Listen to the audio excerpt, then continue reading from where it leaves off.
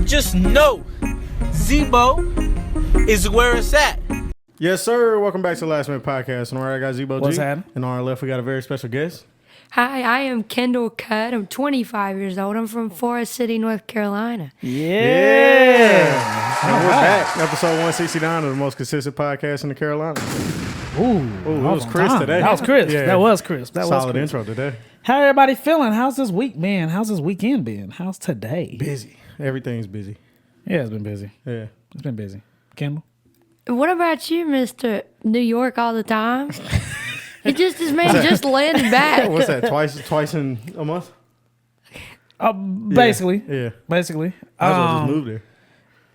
I would. If I could, I would. Why can't you? Yeah, why can't you? Realistically, right now, my finances. But if finances was not a problem right now, yeah, I'm out. You just want to go in on a 500 square foot apartment? Ooh. I have a We'll figure it out.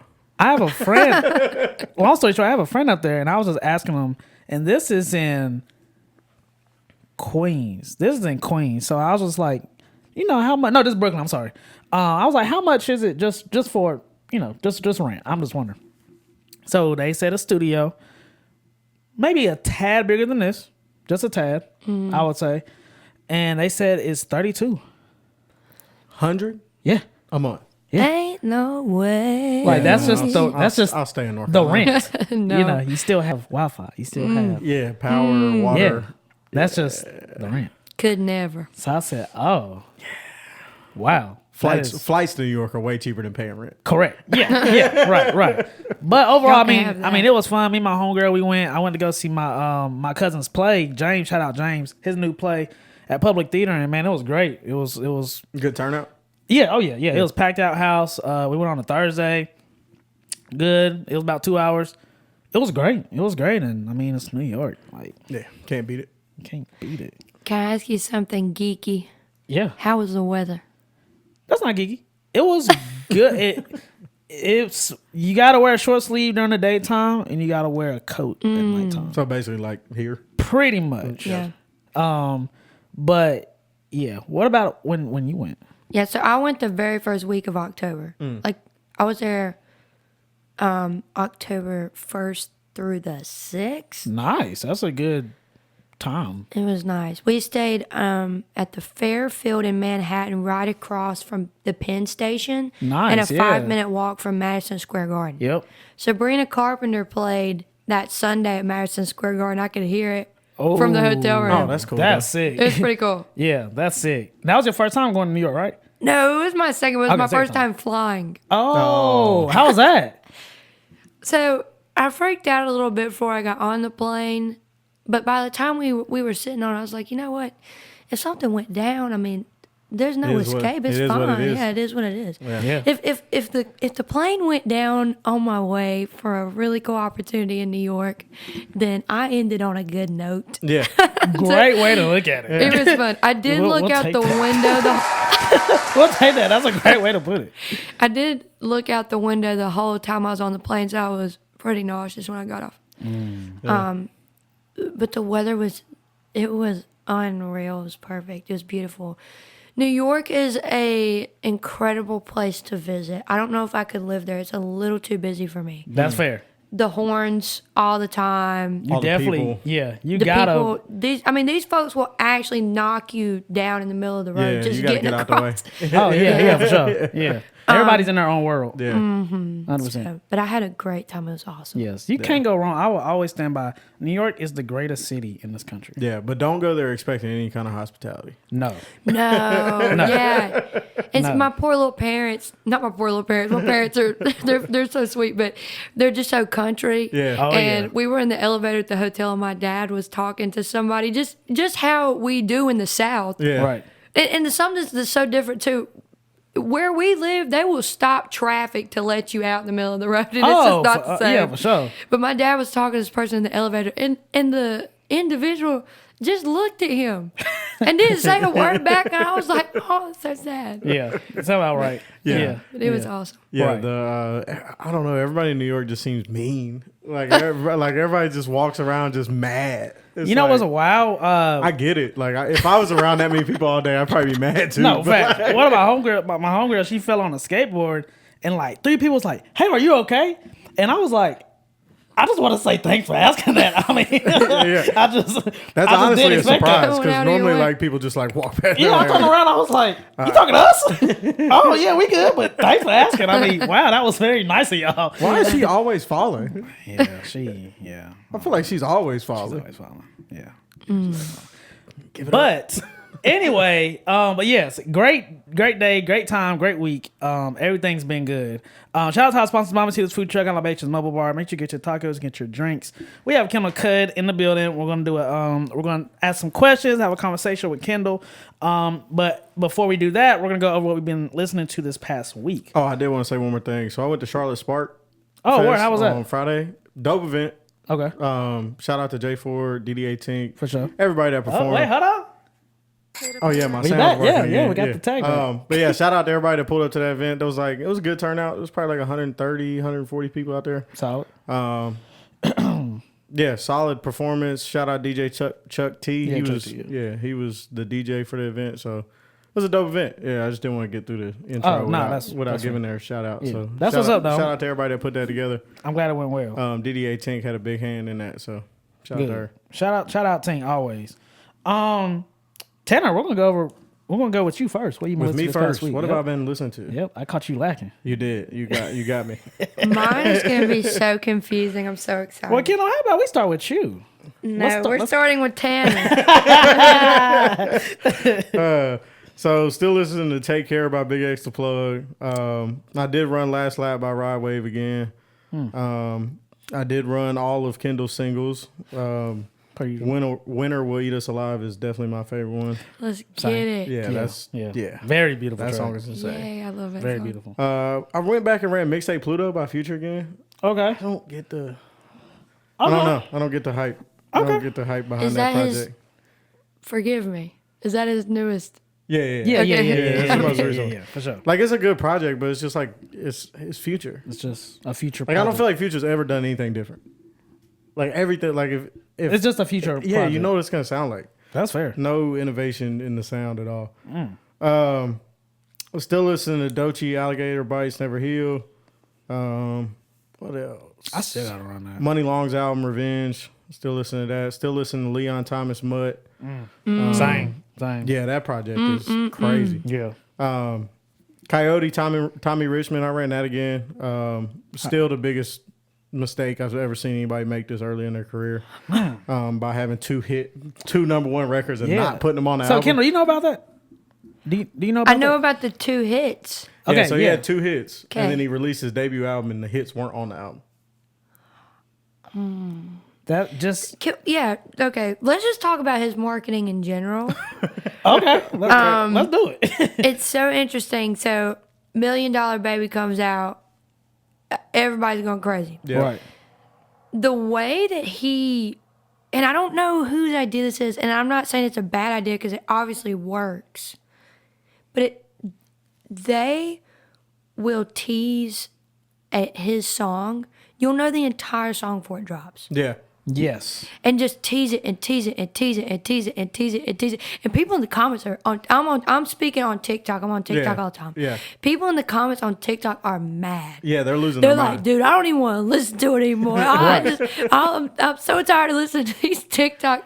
And it's kind of genius, but it's so interesting. And now that I hear that neither of those songs are on the album. No. Okay, so what do you think about that album? So it is a good album. It just doesn't make sense. Okay. Right? Like I don't understand. Like I don't business-wise? it doesn't make any sense marketing wise. It doesn't make any sense music wise. You don't drop 2 songs that go number 1 and then not put them on the album. I did not even know he dropped an album. Yeah. My yeah. point exactly. Yeah. Right? And So, I really like him a lot. yeah, I and keep he up makes with Yeah, I him. respect he the makes, sound for sure. Yeah, he makes great music, but it's like, what is the marketing idea behind that? Yeah, Like, what was did y'all achieve the goal y'all was wanting? And then Like, what what was the goal? So He interesting. went through the whole I'm not a hip hop artist. Don't put me in a box. Yeah. Thing. Like, we get it. You're not a hip hop artist. Correct. But now it's time for Grammy submissions, and you're submitting to hip hop categories. And I thought you weren't a hip hop artist. Yeah, if you're not a hip hop artist, submit to the pop categories. And it seems. But the issue is, go ahead. Is he don't want to submit to the pop categories because it's going to be easier to win in hip hop categories. Yeah, so you're using hip hop as your cheat code. Yeah, and I know on the I want to say it was Joe Budden or Rory and Mal podcast. I forgot which one, but they were saying when all else fails, just kind of like Post Malone. When all else fails, what genre do you go back to try to get back buzzing? Exactly. You go back to hip hop. So okay, not wishing no bad on his career, but if all else fails, you're probably gonna go back to hip hop to try to get back buzzing again, and then I'm not hip hop.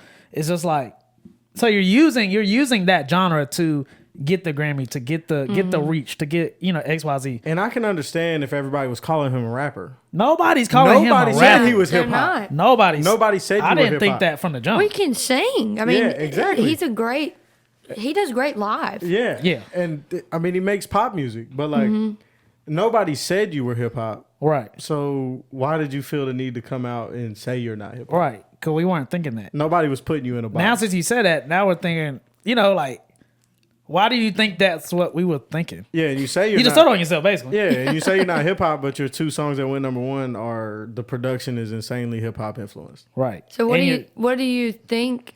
What genre do you think he should be under? He should be pop. he should be pop. Just pop. And Yeah. what's Okay. wrong with pop? Yeah. You can be pop. Nothing wrong with you pop. know what I'm saying? Be pop. Like, yeah, and like what's wrong with that? Especially the album he dropped. Like, it's a pop album. Yeah. Yeah. Like, That's interesting. so like, I don't know. I don't get. I hope he's not going to let's exploit hip hop until we don't need him anymore route. Yeah, But, like in like the this mini- early in your career, because you have I respect the sound. You have a great sound. This early in your career, yeah, you making a bad stain. Yeah. And then, So- and then to not put the, I don't know what Brent Faiyaz and that team over there is doing because he signed to Brent. Right. So, Yeah. and I do too. me And too, Brent's yeah. marketing is always on point. Yes. His rollouts are always on point. Yeah. So So I don't really what understand. were we doing? Maybe Tommy Richmond is in full control of his marketing and all that stuff, but Can't be. That wasn't it. no, That doesn't ain't make- it. No, that It's too big. I just can't Like, imagine. who gave you the thumbs up to do that? Yeah, That's what I want to talk Yeah, and he's got a great team. Like, I just don't get why them songs aren't on the album. It doesn't make any sense. That is really weird. That's right. So Kendall, if you drop a number one song, don't not put it on the album, please. Because Yeah. I'll be mad at you and I'll call you out. Yeah, You know, we're gonna call you out on this. Oh, podcast. yeah, for yeah, sure. you can call me. out. We'll That's bring you all back just to call you. right. So here's what we're talking about so today. here's the problem. This ain't a Here's what you interview. did wrong. We're actually going to put you in the corner. So Yeah, I have never released an EP, album, anything like that. I just dropped singles. Yeah, right. Which we're going to talk about. We can talk about it later. Yes. So, will. but when I decide to release a project, all these singles are gonna be on the project. yeah, Y'all heard it here All of first. All of them. yeah. I mean, why you would know, they not? Why be? would it not be? It doesn't make sense. Like, No, and that's the best way to drop album in today's like yeah. climate, right? You do the waterfall technique. You just drop singles, and then you drop a project with all those singles on it, Right. Yeah. and it just drives more streams back to those singles. Yep. So that's Simple. it. Was there any more music you listened to? Nah, that was it. Okay. That was it. I didn't know I was gonna start a tangent. Well, No, that was it. Was good to hear everybody's perspective from that. I love the way you laugh. you love the way I laugh.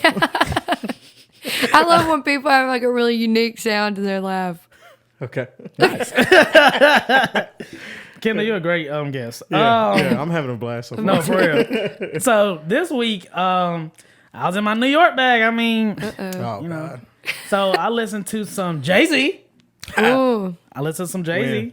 You said what? It's a big win. Oh, yes. I listened to some ASAP Rocky. We went to the Usher concert. Oh yeah, dang. we did go to What? the Usher concert. Oh, right. Hold on, let's take a left right quick. Yeah, let's. Just 1 second. Get we're just going to the gas station right quick. But Usher concert, great sound, great performer. Production level. Production was insane. insane. I mean, You could tell it's somebody live that's had. band, like Yeah, you could tell it's just somebody that's had hits for 30 yes, years. he It's has just so well many rehearsed. songs. You could tell like this was like just rehearsed. Like He performed for 2.5 hours, and me and Zebo left the show and was like, "Damn, he didn't do this song. He didn't do this song." Did he Yeah, do right. Bad Girl? yes, Yeah. yes. Okay. Is Usher the best male performer alive? Damn, is he better than Bruno Mars? I've never seen Bruno Mars live. Bruno Mars is really good too. I'm glad you said that. Yeah. Bruno Mars is really Yeah. good. No, let's not disrespect Bruno. Oh no. The big. You said alive, right? Yeah, best live performer. Like alive Yes. or ever? Okay. Alive. I was going to say, because it's Michael Oh, Jackson. no, we're if not we getting talking into all that. time. Yeah, no. So I'll say like my 3 that I've seen with my own eyes. Chris Brown. Is Chris Brown. I've seen Chris Brown. Usher. You said male, right? Mm-hmm. Chris Brown, Usher. Those are my best 2 that I can give you. Until I go see Bruno, I can't put him in that 3. But I would assume he'll take that 3rd spot. But Everybody Chris says Brown, Anderson .Paak is a really good performer too. Oh, is he? He's coming to Charlotte, isn't he? Is he? I Or he's don't on think so. tour? My sister Deja just went to the Atlanta show like 2 weeks ago. So I think I couldn't see her going to Atlanta and not go to the Charlotte Yeah, show. it's But true. I've heard the same thing. But I'm gonna say Chris Brown and Usher. I've seen both twice, and both puts on a great show. Good breath control, Absolutely. great sound. I mean, obviously they're performing, stage design, like All right, now who's better? Because that was the question. Chris Brown or Usher? ooh. Who is better? Who put on the better show? My friends are gonna light me up when they watch this.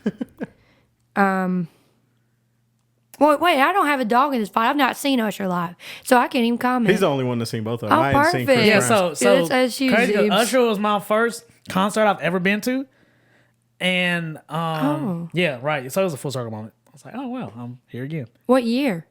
This was all I remember was Akon was the opener. That's solid. So early 2000s. Yeah, Akon was the 2006, opener, maybe 2000. and it was Time Warner Cable Arena. Oh yeah, we talking yeah. That was yeah, my they were still first Bobcats. concert. Yes, Yeah. they was. Yeah, that's crazy. I'm gonna have to say, I think Chris Brown, because and maybe it's just because of the age. I think you could tell they're both different ages, so Chris Brown can do more. Yeah, I mean, Shit. Usher is 46. Yes. So I mean, And I think sound wise, I'm gonna have to go Usher. But if I'm just thinking overall experience, if I can only get one ticket right now, you might have to respectfully Chris Brown. What album? This was it was the one with no guidance on it. Indigo. I saw Chris at Indigo. Was it Indigo? It might have been the one after. No, Guidance is on Indigo. Is it? Yeah, I have no idea. I know Yes, it is. yes, it was Yeah. Indigo. Yeah, Indigo. I saw that in Raleigh. Nice. How was it for you? Oh, it was, and Chris is actually doing flips. yeah. That's what I'm saying. yeah.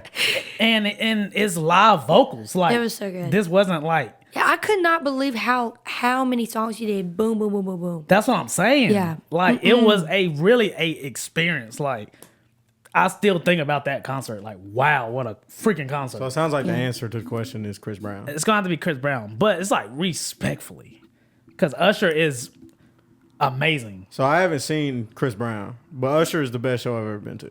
Oh wow! I bet it was. Yeah, now if you haven't seen Chris Brown, Usher definitely Yeah. I wish That I got to could be the best. win. Yeah, show. that was the best show I've ever seen. Yes, for sure. Yeah. But if I had to say the best show I ever been to, would have to be Beyonce. That's That show, What tour? this last one, Renaissance. Renaissance. That was I'm at, sure, at Bank yeah. of America. That was like Yeah. insane. wow. Yeah. I can't even Yeah, I put mean, in it's words. Beyonce. Since we're all the way in left field right now, Let's keep it going. who is the best vocalist you've ever heard live? Because I'm a vocalist, so I like to talk about Good, like voice. good The question. best vocalist, Ari Lennox. You saw Ari Lennox live? You saw Ari live? Yeah, at the All-Star Weekend. Oh, I'm thinking you said Ariana Grande for No. some reason. For That some is reason, really her face popped through my interesting. head. But Ari Lennox is the best live singer I've ever seen. for the sake of time, I don't know at the time. Oh, okay. But I will. I'll answer that later. Okay. I just got to think about that. Oh, That's okay. SZA's really good live too. Really? Yeah. I didn't think. I thought. Huh. I haven't seen her live. Yeah, yeah. No, she's solid live. The best vocalist I've ever heard, I could give it to two people. My very first concert was Tori Kelly. Oh, I was in high school. nice. And the way, I will never understand why she's not bigger than she is.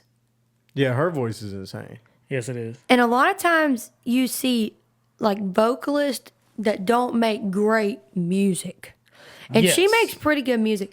Like, for instance, Kelly Clarkson is an insane vocalist. Yeah. Insane. But her hits were, in, you know, She kind of died out. yeah. Definitely did. And then Sadly. maybe this is the best vocalist I've ever heard. This was this past December in Nashville. I saw Samara Joy live. Have you heard of her? That sounds I've heard that familiar. name. She's my age. Don't know her music though. She is a jazz singer. Ooh. And Stop right there. it wasn't last year, it was the year before that. She won Best New Artist at the Grammys. Oh. Nice. Vocally, I've never heard anyone sing like that ever. Wait, also, some of the best vocalists I've ever heard are gospel singers that I Yes. know and I'm friends with. For sure. So okay, For sure. let me just put that out there too. But I remember me and my friend, we went to her show in Nashville. Was a Christmas concert, and we thought we were gonna be like this smooth, this jazz, like we're gonna be sipping some wine, and they come out and they're singing gospel.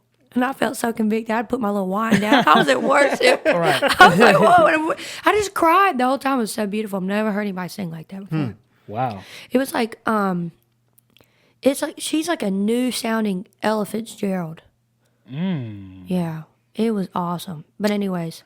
Oh, Chris Stapleton live was insane. Oh, I just saw Chris Stapleton too. Yeah. That was crazy. Yeah, I went and saw him Maybe I need to last go down the August.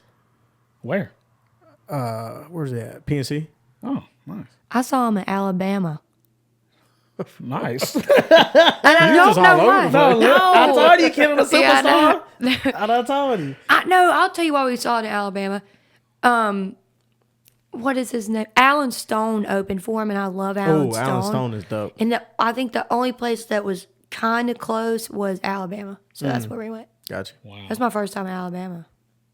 Yeah, I have was- I been out? I've it been was- through Alabama. I've been once, but I was like a kid. It was weird. It was weird. I didn't know I feel that. like that's the real I deep didn't know South. that Alabama had a big city. I I thought it was just country. What is the big city? It's Montgomery? Birmingham. Oh, Yeah. Birmingham. And it's like, it's bigger than Charlotte. It's very big. It's nice and kind of fun. Are there any artists It's weird. from that city? I don't know. From Alabama? From Birmingham. From specifically. Birmingham? Like, what do you mean artists? Like, Just Just rapper, in singer. general? Yeah. not that I know of off the top of my head. I'm sure there's plenty of them, but Right. Okay. So like there's a lot of country music being made in Alabama. What are you listening to? yeah, just filled up the car. We're back on the road. So I listened to some Usher. I listened to some West Side Gun, Benny the Butcher. I ran Benny the Butcher. Do you know Benny the Butcher? I'm familiar. Oh, nice. Listen to Earl Sweatshirt. Listen to 24 by Brandon. Shout out Brandon. Shout out, Brandon. I ran some Slant Face Killer, Conway the Machine. And I ran a little bit of Dark Lane demo tape. Dark Lane demo tapes. Drake. Here you go. And I ran some of our guests, Kendall's tracks. I ran some of those. I think that was 2 days ago. 3 days ago. Love to hear it. Yeah, I was on a ferry and I was just listening to music and I was like, I feel like Kendall's music would like. It's a good time to listen Fit to. well. Yeah, All right. and it just Kendall Cudd makes fairy music. yes, it was just like yeah. That's so Looking funny. off into the distance. Yeah, I was like, this works. But that's all for me. That's all for me this past week. And then last but not least, Oh, I'm so excited to get into this. Okay. you have a podcast voice. I have a podcast voice. I have such a raspy voice. I can't help it.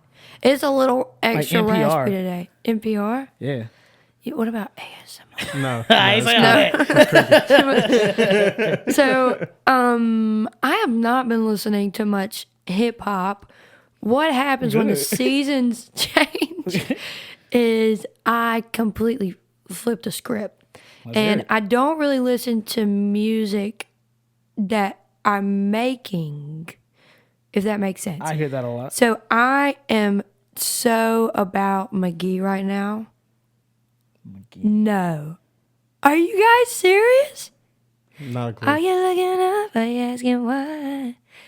Okay, well, I'll introduce him to you. How do you spell McGee? It's MK.GEE. MK. McGee, I don't know the story behind him. I don't know how he came up on the scene, but all the artists love him.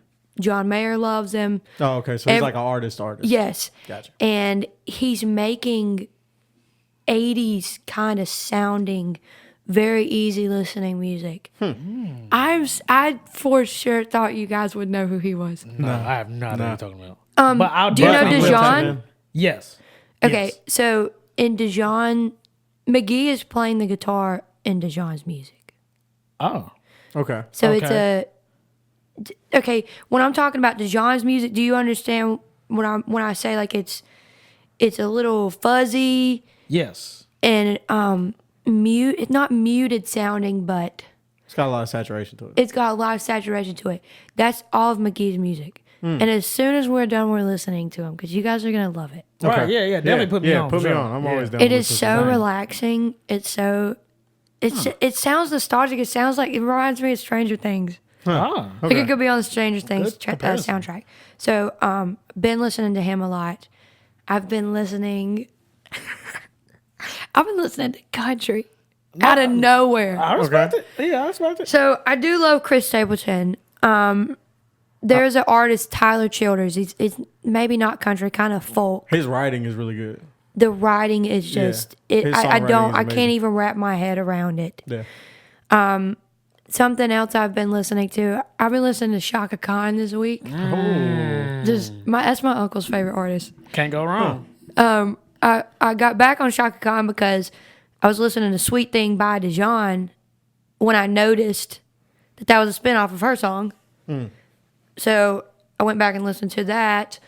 And this past week, I posted a cover singing In Love with Another Man by Jasmine Sullivan.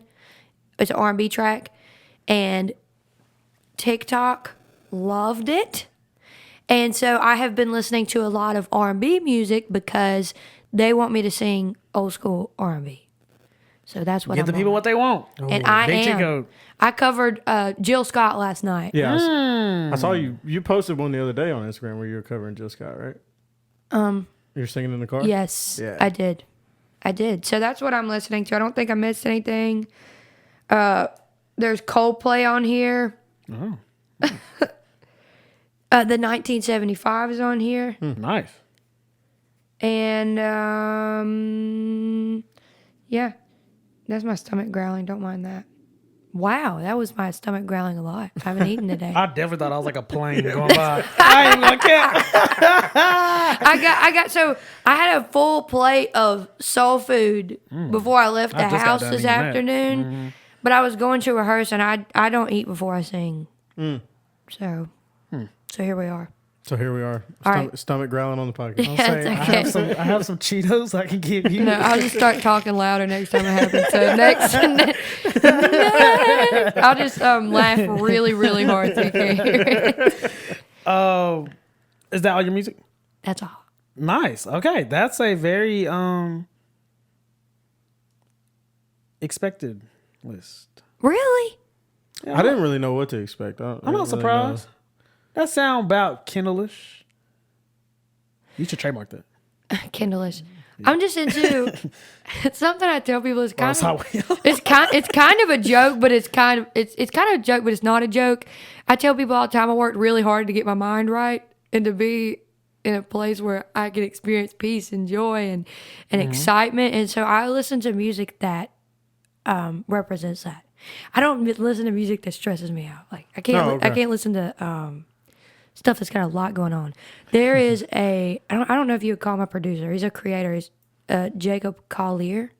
That name sounds really familiar. He has a track with Daniel Caesar, and he's really into harmonies and just really weird chords.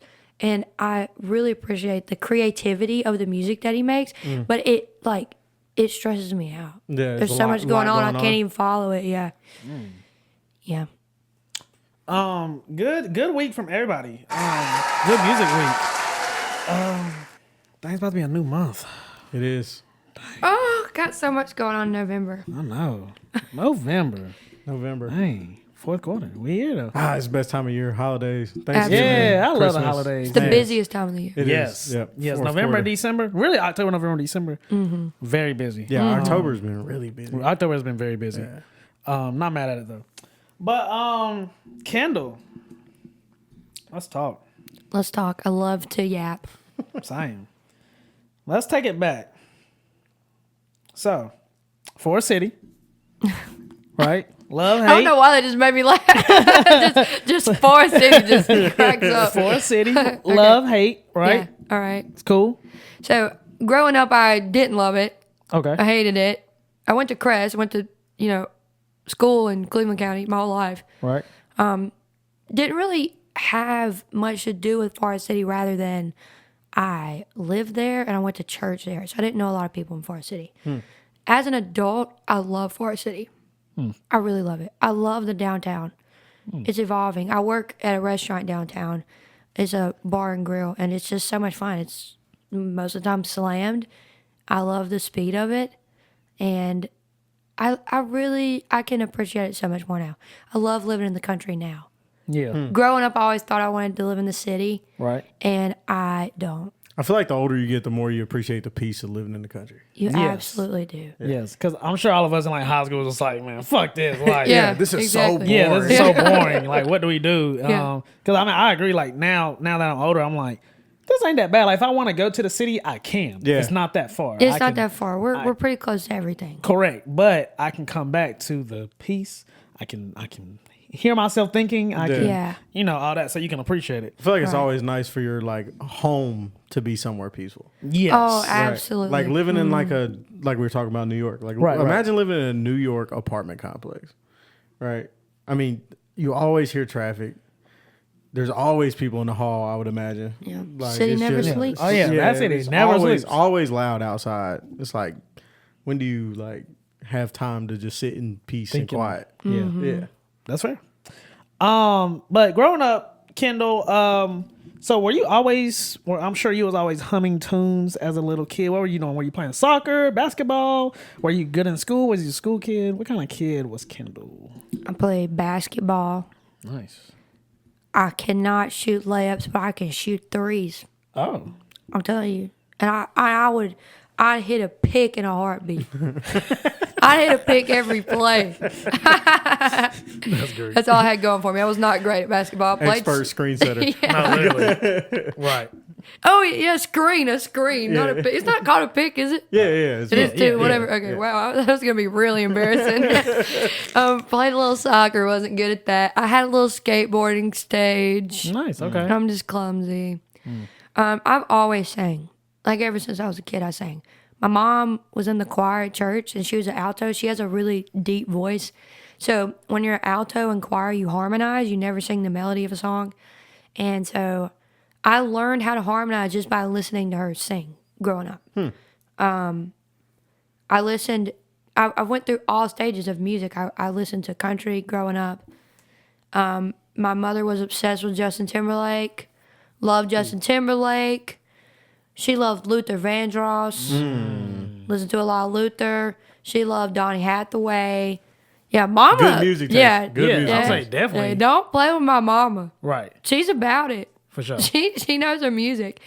Yeah, I've always sang. Zeebs, you gotta direct me because I'm telling you, I'll go. No, go. you're fine. Yeah, Just no, keep I going. mean, you're good. Okay, We so can ramble all we want to. right. Okay, so let's grow up a little bit. Let's go to middle school. Okay, let's go to middle school. We in chorus. I'm assuming We're in chorus, yes. good kid. Yes, I'm a good kid. My mom works at the middle school that I attend, so know, I can't get you- in trouble. Yeah, so you Yes, have I to feel be a you. good Yes. My dad was the principal, and I was. Ooh, not the principal. Yeah, He I was PK. Yeah, his Yeah, dad took PK. my phone. Goodness. Yeah, he put me on ISS.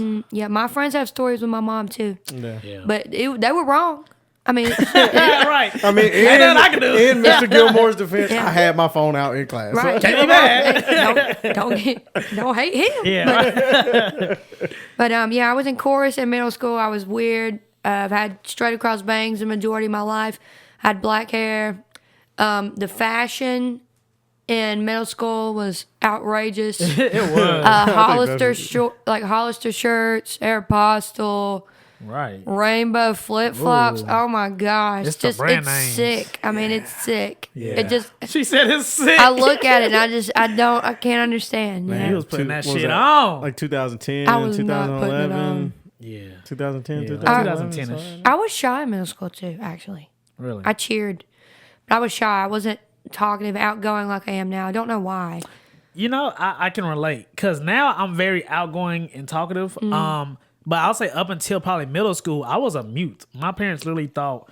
I remember my parents taking me to, I don't know, I want to say a therapist or something where like he won't talk. Like, what's wrong with him? Oh, Yeah, They had like, nothing to say? Like I remember you that. scared him. Yeah, like he doesn't. He had them talk. worried. Yeah, no, literally. So I do feel you. Like middle school, I feel like middle school was definitely the transformation, which most students that's really when everybody transformation. But I feel you on that for sure. Yeah, definitely. But yeah, so you was in chorus.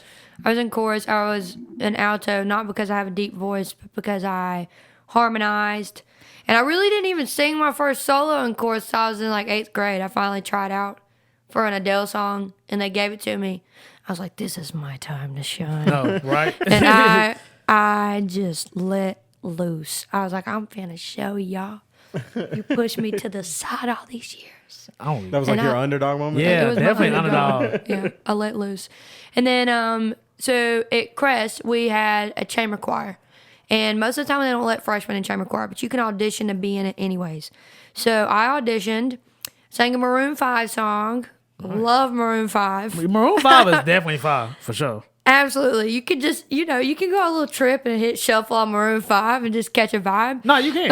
I But, agree. Yeah, so sang that, and I actually made it. So I got into the chamber choir as a freshman. It was just me and another guy. And so first day of high school, it was my 3rd period. So we had lunch with the chamber choir, and it's all upperclassmen. I'm the only freshman besides the other freshman that was there. And we were friends, but he had friends in the group already. I remember going to lunch, and I sat by myself, just like in the movies. Like, so sad. I was just so scared and sad because I didn't know anybody. But then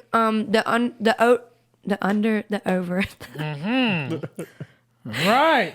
the upperclassmen, they took me under their wing. Right. They did not play about me. They taught me everything I know about music when it came to reading music. Oh, here's another funny story.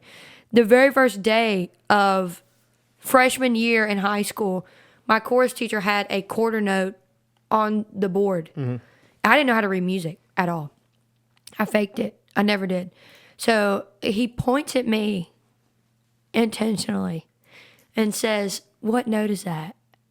It's the easiest note when it comes to reading music. It's a quarter note. You should know what a quarter note is. I didn't know what it was. I sat there and I just looked at him and tears are filling my eyes. and so, I mean, it was so embarrassing. And so after the class, I went up to him. I said, "Hey, you might need to move me into the other. I mean, I don't think I'm ready for this." And he's like, "Oh, you're ready for this, but you're going to have to jump and run with us." Yeah. I don't have time to sit here and just teach you little And by baby little. you and stuff like that, yeah. And that's how he treated it. And he was amazing. I mean, they didn't play about.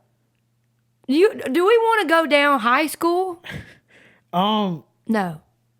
Yeah. I got to tell you this one little thing. Yeah, I mean, go Okay. ahead. So my freshman year, they started an a cappella group.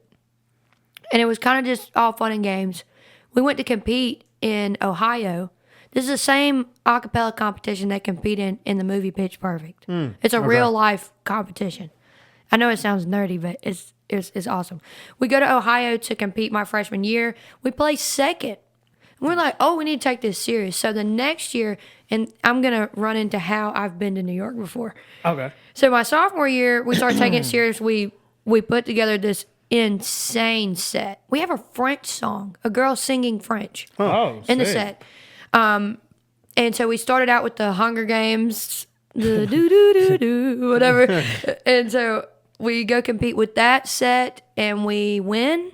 So we go to the finals in New York. We compete on a Broadway stage, Oh, and we place 4th in the nation.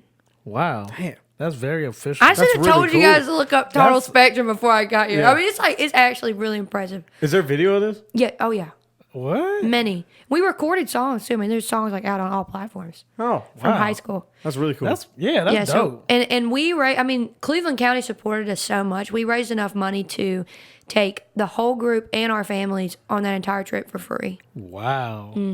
I feel like I think I kind of remember. that sounds really That's how I met familiar. your dad Oh.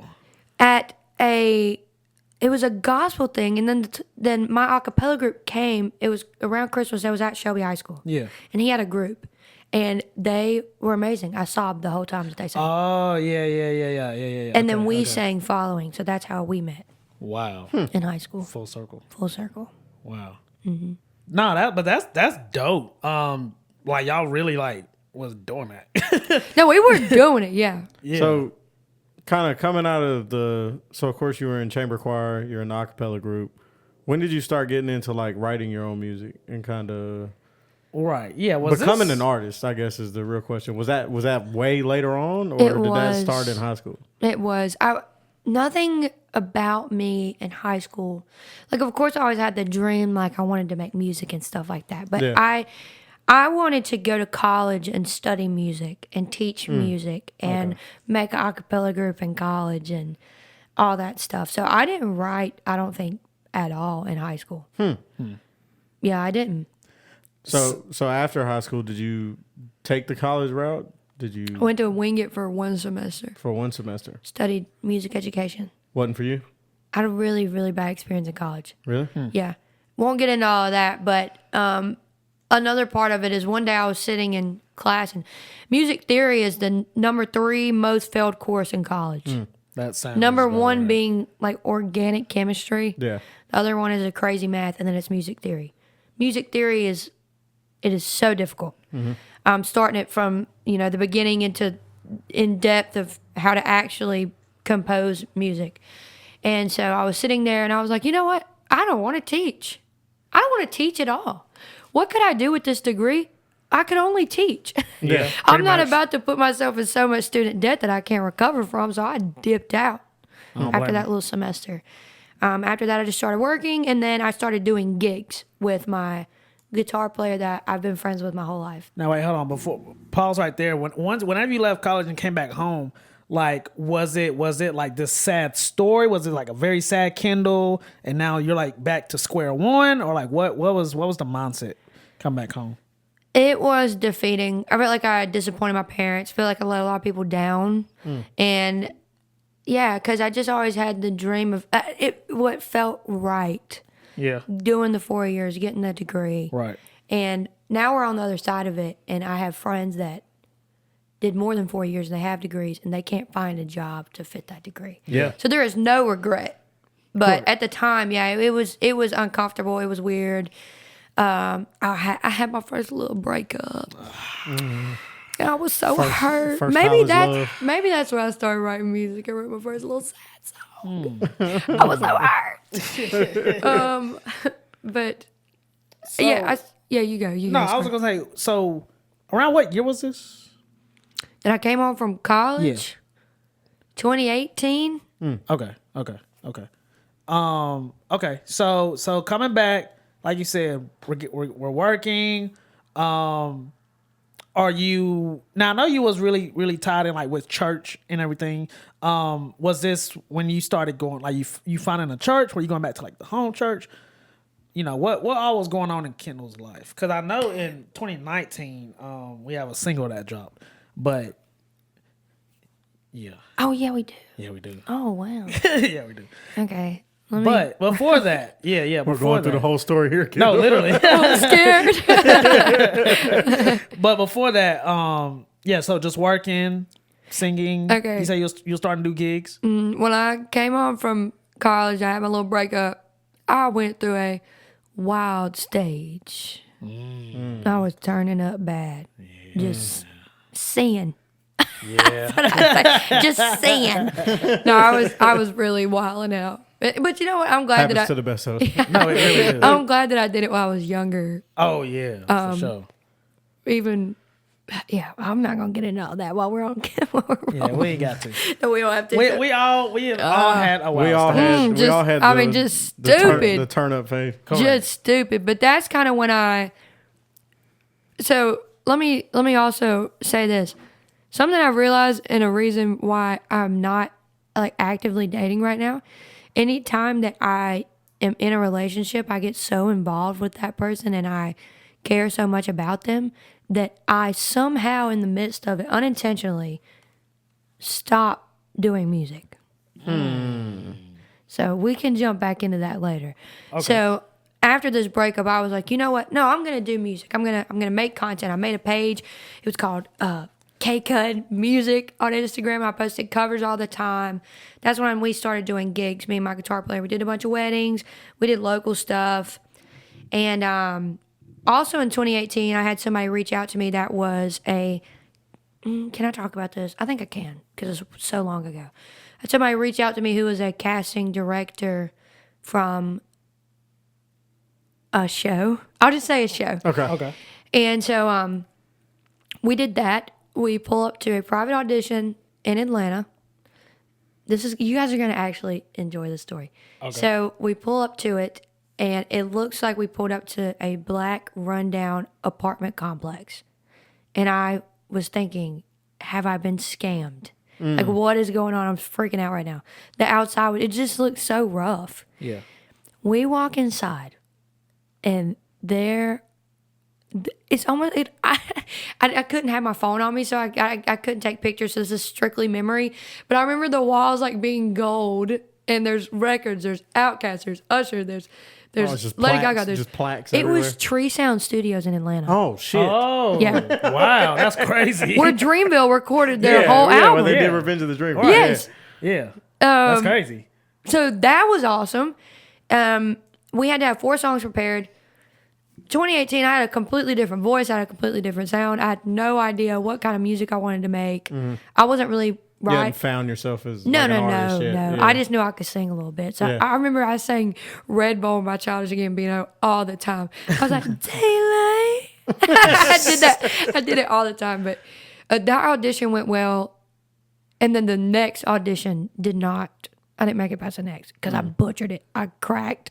It was just dramatic. Just, yeah, terrible. It's fine. I did not need to make it. You think it was the pressure of the audition, or Right, was it you or was it them? or was you not prepared? Oh, it was or- me. Yeah, and the running joke that I always have is my guitar player. He was also really nervous. Yeah. And he started it off super fast. So I was singing it super fast, and I didn't even have time to breathe, so I just cracked on the note. And I was mad at him the whole way. I was like, you ruined this for us. Yeah, how could you? Yeah, but that was cool. And then the church came in to play.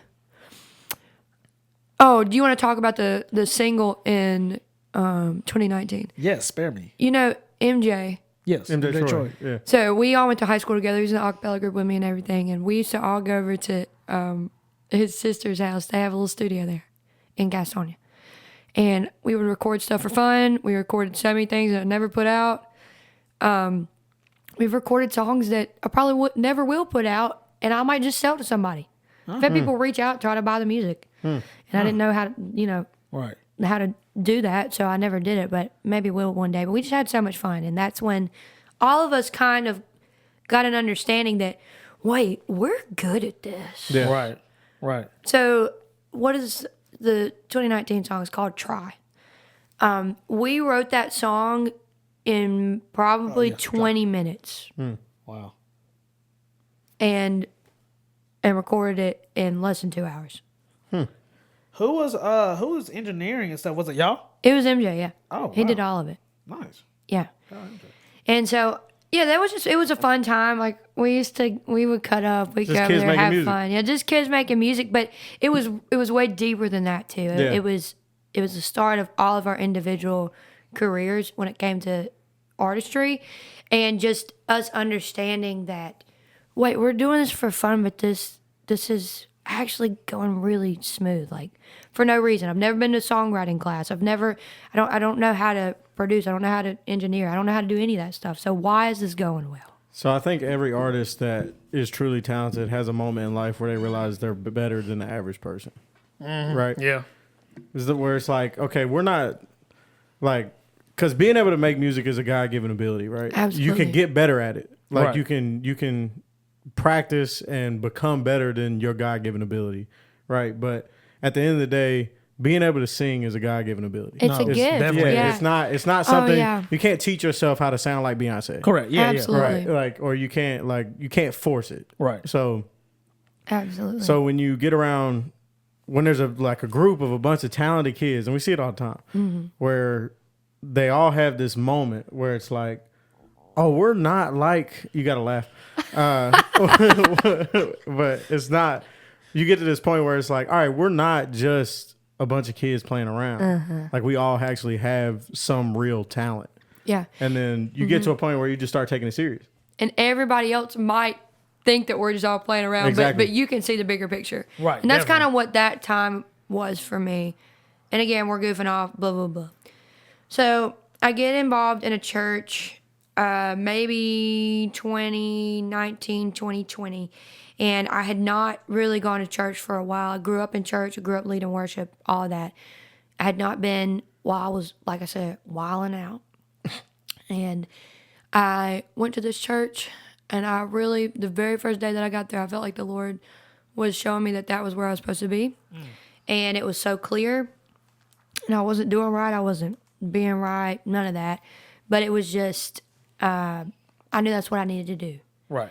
And so I started leading worship at that church, started running social media. I did a bunch. I was there for 4 years. I worked there for about a year.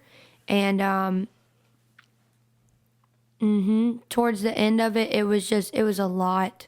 Ministry can be a lot. And it's you have to, I'll just say that ministry can be a lot. So me, my mother, my Uncle Tim take full-time care of my grandmother. She has dementia. And she's not in a nursing home. We take care of her. So towards the end of that, my time at the church, I really was recognizing the need in my family and that I needed to step up because my Nana's my favorite person in the world. I love her so much. She has an immaculate taste in music. And the beautiful thing about just music in general, just to remind us all, is she's in a stage of dementia where she cannot even communicate with us anymore. She doesn't talk. She says phrases every now and then, but we don't communicate. But I play a song. I play Don't Know Why by Norah Jones, and she recognizes, even if she doesn't get every single word out, she remembers the melody of the whole song. Is that not crazy? That is crazy. It's so beautiful. Yeah, that is crazy. So in December, I decided to step back out of ministry, and I was going to go back to the job that I just left, which was kind of a hit to my pride. Yeah. But there's nothing prideful, or you got to put your pride to the side when it comes to making money. You got to make money. Nah, fact. So, and I love my job, and I love the people that I work with. So, in December, I was at a live gospel recording in Raleigh, and I had just sang on the take that we did, and I was sitting there, and I was just crying because I was like, this has been my life for 4 years. It's really all I know is the church and ministry, and I still love the Lord, and I have no idea what I'm going to do next. And 25, we're getting up there. Yeah. And we're having to make real decisions. I'm off my parents' insurance at 26. Yeah. Right. They got good insurance. Correct. I'm scared. I got to figure it out. I have to, and then we have to think about, too, when we want to start settling down and dating seriously and having families and stuff like that. I mean, there's not a timeline, but there kind of is a timeline. Okay. Yeah. To have children, there is a timeline. Yeah, for sure. Yeah. True. Okay. Yeah. So, Everything else, so I was just crying, and I remember I just looked up at the stage, and it wasn't my recording. I was a feature. But I looked up at the stage, and I looked at the artist's name, and I was like, one thing I've never done, I've done music at all different capacities. I have never just wrote and recorded as an artist, as an individual, and taken myself seriously. And like you said, this is a gift. I believe that this is a gift from God. I did nothing to deserve being able to sing. I have practiced it. Yes. I have perfected it. Yes. And then with songwriting, I've never been in a songwriter class. I've never wrote a song with another person. Not seriously. Besides, the stuff that we did at MJ's back in the day. And I was like, this is going to be my last shot. It's the last time. It's going to be the first time I send it all the way. And it's going to be the last go at it, is what I told myself. That's fair. So in January of this year, I started writing. I have a lot of songs written. And all I wanted to do for my 25th birthday, I wanted to go to Nashville and record this song. It was for myself. Now, why specifically Nashville? It didn't have to specifically be Nashville. What happened was I used to sing with the gospel choir a little bit, Maverick City Music. And I met a friend through Maverick City. He lives in Nashville. He does Christian music. He's an incredible artist, piano player, amazing. And we talk about music in different genres all the time. And he was like, Kendall, I have a friend that I think you guys will really connect well. So we're texting back and forth, and I had a phone call with him, and the phone call went so well. I just knew from the jump that I was going to vibe with this guy. And so he lives in Nashville. That's really the only reason why it's Nashville. Okay, gotcha. Another thing that I want to talk about with Nashville is some people look at you going to Nashville to do music like you've made it. Yeah. And I obviously I know that I haven't made it yet, but the cool thing about Nashville, it's almost like learning a completely different culture. They call it Music City. Artists, musicians, songwriters, they move to Nashville for that community. People are 5 minutes up the road. You can, and the opportunity is just, I don't know, it's such a cool place. Have you ever been in Nashville? Yeah. No, I've never. You have? I've always Yeah, wanted so I to. went to school in Knoxville. So we used to go to Nashville all Where the did you time. go to school? University of Tennessee. Are you serious? I love Knoxville so much. Yeah. I would live in Knoxville. I would too. I Yeah. love it. And UT is a crazy campus. Yeah. Wow. Yeah. So, That's awesome. but yeah, Nashville's a dope city, and it's like you said, it's a music hub. I mean, everybody goes there to make music. Everybody. And you can look at it as it's competitive, or you can look at it as opportunity. Yeah. There's shows every day of the week Wow. with underground artists, independent artists, and the community that you can build in that area is just crazy. I've never seen anything like it. Never seen anything like it. Even in New York, LA. Right. It's because Nashville isn't that big. Yeah. So, yeah, not yet. Yeah, it's Yeah. about to be. But Yeah. I swear, any place that I've ever gone, any show that I've ever gone to, any place I've ever gone to record, any person I've ever gone to meet up with in Nashville, I've never had to drive more than 15 minutes. Wow. It's all just boom, boom, boom, boom, Yeah. boom. That's, So the energy is definitely high Yeah, in and Nashville. I think the cool thing about Nashville too is like even at those local shows, the city's so full of music lovers. Yes. As long as it's good, the crowd supports. right. Right. So it's Yes. not like going to a show. I hate to say this, but in Charlotte, and like even it's just like there's a bunch of people there and they're just staring at you. Yeah. Right. Yeah. On their phones. The few local shows that I have been to in Nashville, it was never like that, right? It's like Yeah. everybody's really in tune with who's performing, and it's just really a supportive city of the people that make music in that city, Yeah. which is dope and is great for artists. Absolutely. I would have to agree. Yeah, so my 25th birthday, my best friend lives in Knoxville. So I'm in Knoxville all the time. I meet her in Knoxville. We go down to the town, turn up a little bit for my 25th, and then drive to As you Nashville. should. Yeah, drive to Nashville the next day. I'm sick the whole way there. I'm talking vomit, like terrible. Yeah. Yeah. Sick. Turn up for real. Yeah, nothing left in my body. I don't even got water. So, so I meet my producer for the first time, and I'm like barely alive. I fight for my life. Torn up. I just drank a little bit of Coke before I walked in, and I'm like, man, this is so bad, such bad timing. Terrible timing. And so I had sent him the song already, and we recorded that song in one day. Most of the time we do 2 days. We do 1 day for instruments, 1 day for vocals. But For Myself, my very first, so this was my first reinvented, reestablished song that I was releasing. Yes, I released Try. Yes, I released Wednesday. Yeah. But this is the first song I'm going to say it like this. This is the first song I put money behind. Yeah. Correct. I'd never spent money to make the rest of the songs that I did. Right. I put money behind it. I really thought it out. And I said, you know what? The first song that I want to release, I don't want it to be a lot going on. I want it to be guitar and vocal and maybe a couple harmonies, but I want it to show my vocal ability. So I wrote that song a year ago. And this is For Myself, right? Yes, For Myself. Which went crazy.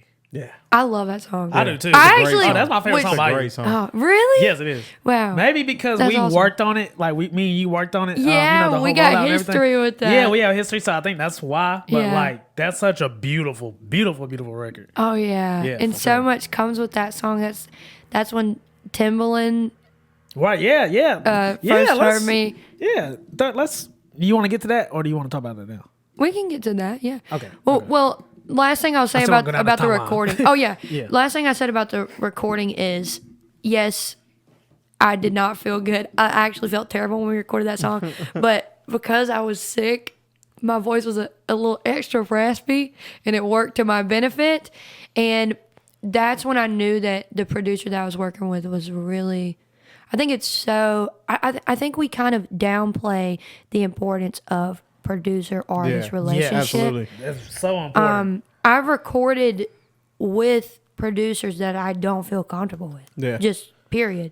They don't make me feel comfortable when I'm messing up, or they don't bring any ideas. They just want me to stand there flat foot and sing it. And it's so easy. It's such a vulnerable thing to record.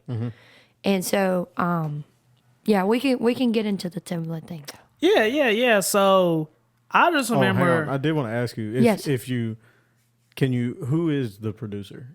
Can you give My him- producer, Yeah. absolutely, yeah. His name is Daniel Elliott McCurdy, and he is an artist himself. Okay. He's like a singer-songwriter. Does And- he engineer the music as well? Yes, he does all of Yeah. it. does all of He's it. extremely talented. Yeah, Wow. he Yeah, does all yeah, of it. extremely. And normally, I don't even think he normally he makes a lot of adjustments to produce my music, Yeah.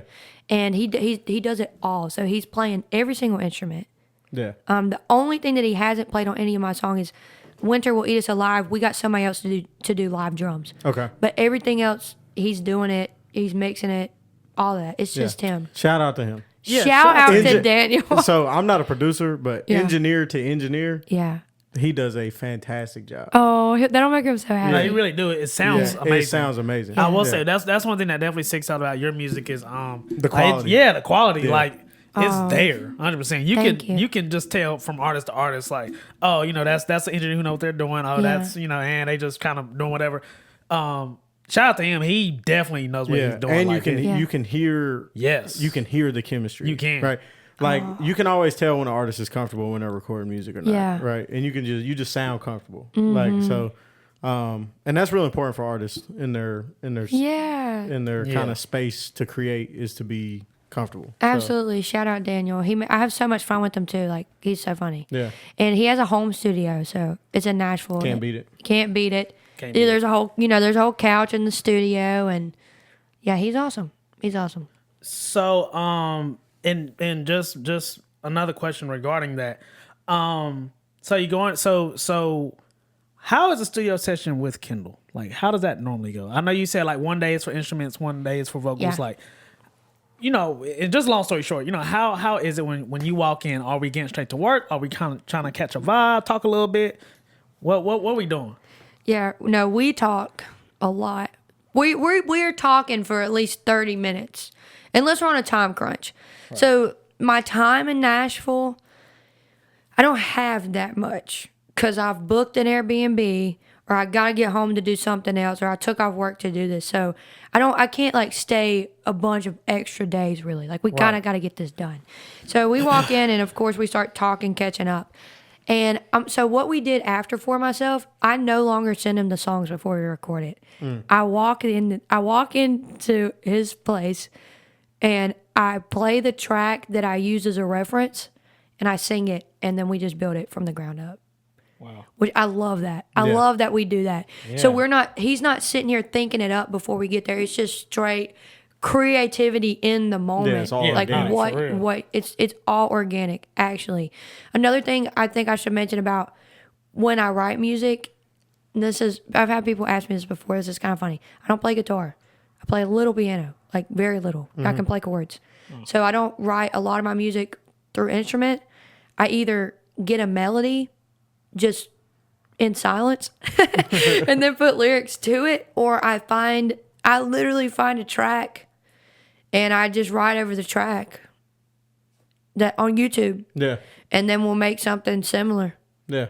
Wow. So you use like okay. Yeah, that makes sense. I'll look That's up an easy way to write though. I mean, that's Chris a good Stapleton type beat or something like that. And yeah, going on, like piggybacking off of that, if you can sit here and allow yourself to believe that you are not qualified time after time after time, you can make it happen. You don't have to be able to do this, and this. Don't let anybody tell you that you do.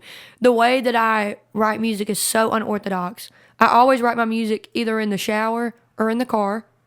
There's nothing deep about it. I'm not sitting here out of the country, like looking out the window.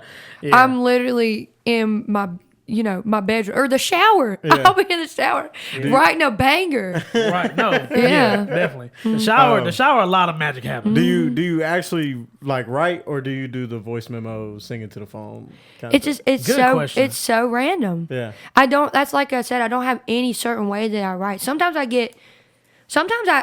find a title of a song. Like a song Winter Will Eat Us Alive. When I wrote that song, I got the hook. I was just in the shower. I was just like, the winter will eat us. I swear, just like that. Yeah. I didn't even know what it meant or how I was going to use it, like play on it. It just sounded good.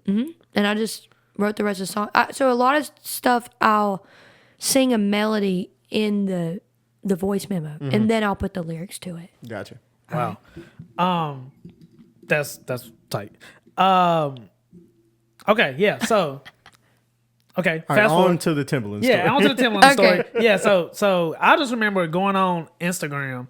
It gave me a notification. Kendall Cudd just went live with Timbaland, and I was like, "Wait, what?" Like, did I read that correctly? I click it.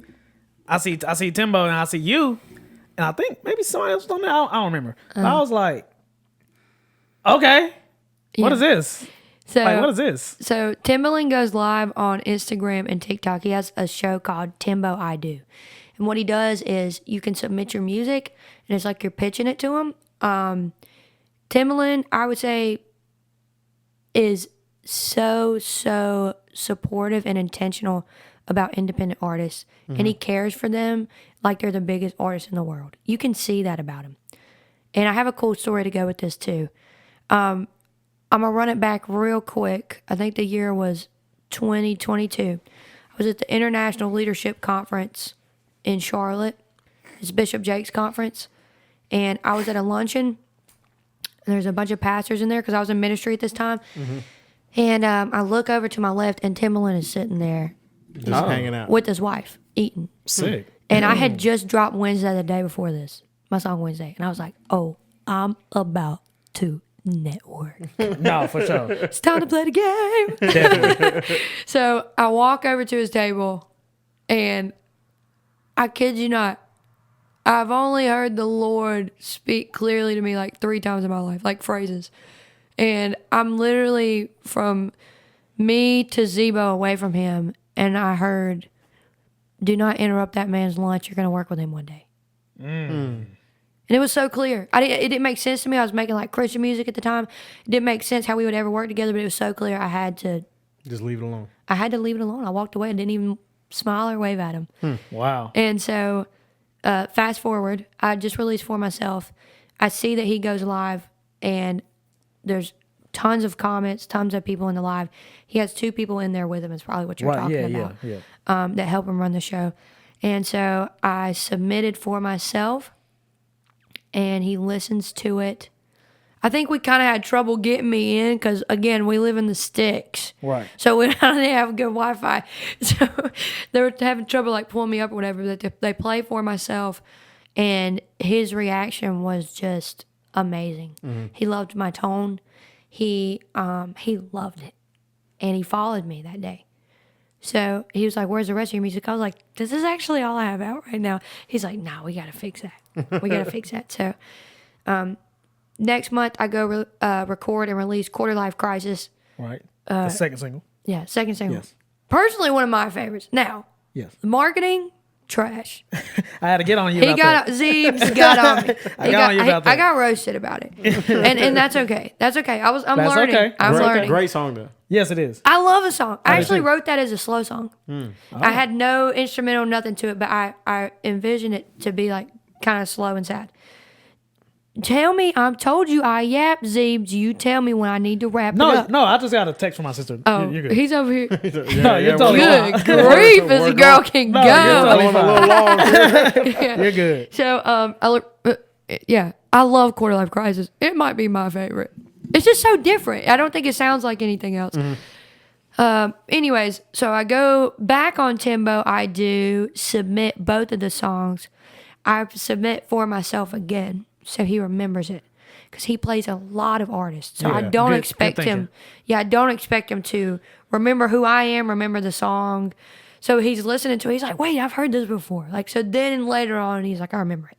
Then he plays Quarter Life Crisis. He's like, girl. I mean, he just gives me the best feedback. Like, and it's just so full circle. It's so humbling. Mom, I told you, growing up, loved Justin Timberlake. He produced that whole album. Yep. Yeah, full And, circle. Full circle. And there's nothing like Timbaland production. No, you hear facts. it, and No. it's He's top 5 all time. Definitely. absolutely. Definitely. You hear it, and you know who it is. It's so unique. It's so different. He's so versatile. So at that, we connected after that second live. And it's nothing crazy, nothing like, but he's familiar with me. Yep. He's active on my page. And he supports. Yeah, Yes. he watches. I think it's genius, and you have to do this when you have a label or when you're watching an artist. You have to see if they're consistent. Yeah. Yes. You can't judge an artist based off of 2 songs. I could No. drop those 2 songs and Never do dip. nothing again. Dip out, Yeah. yeah. So I think he kind of watches to see my consistency.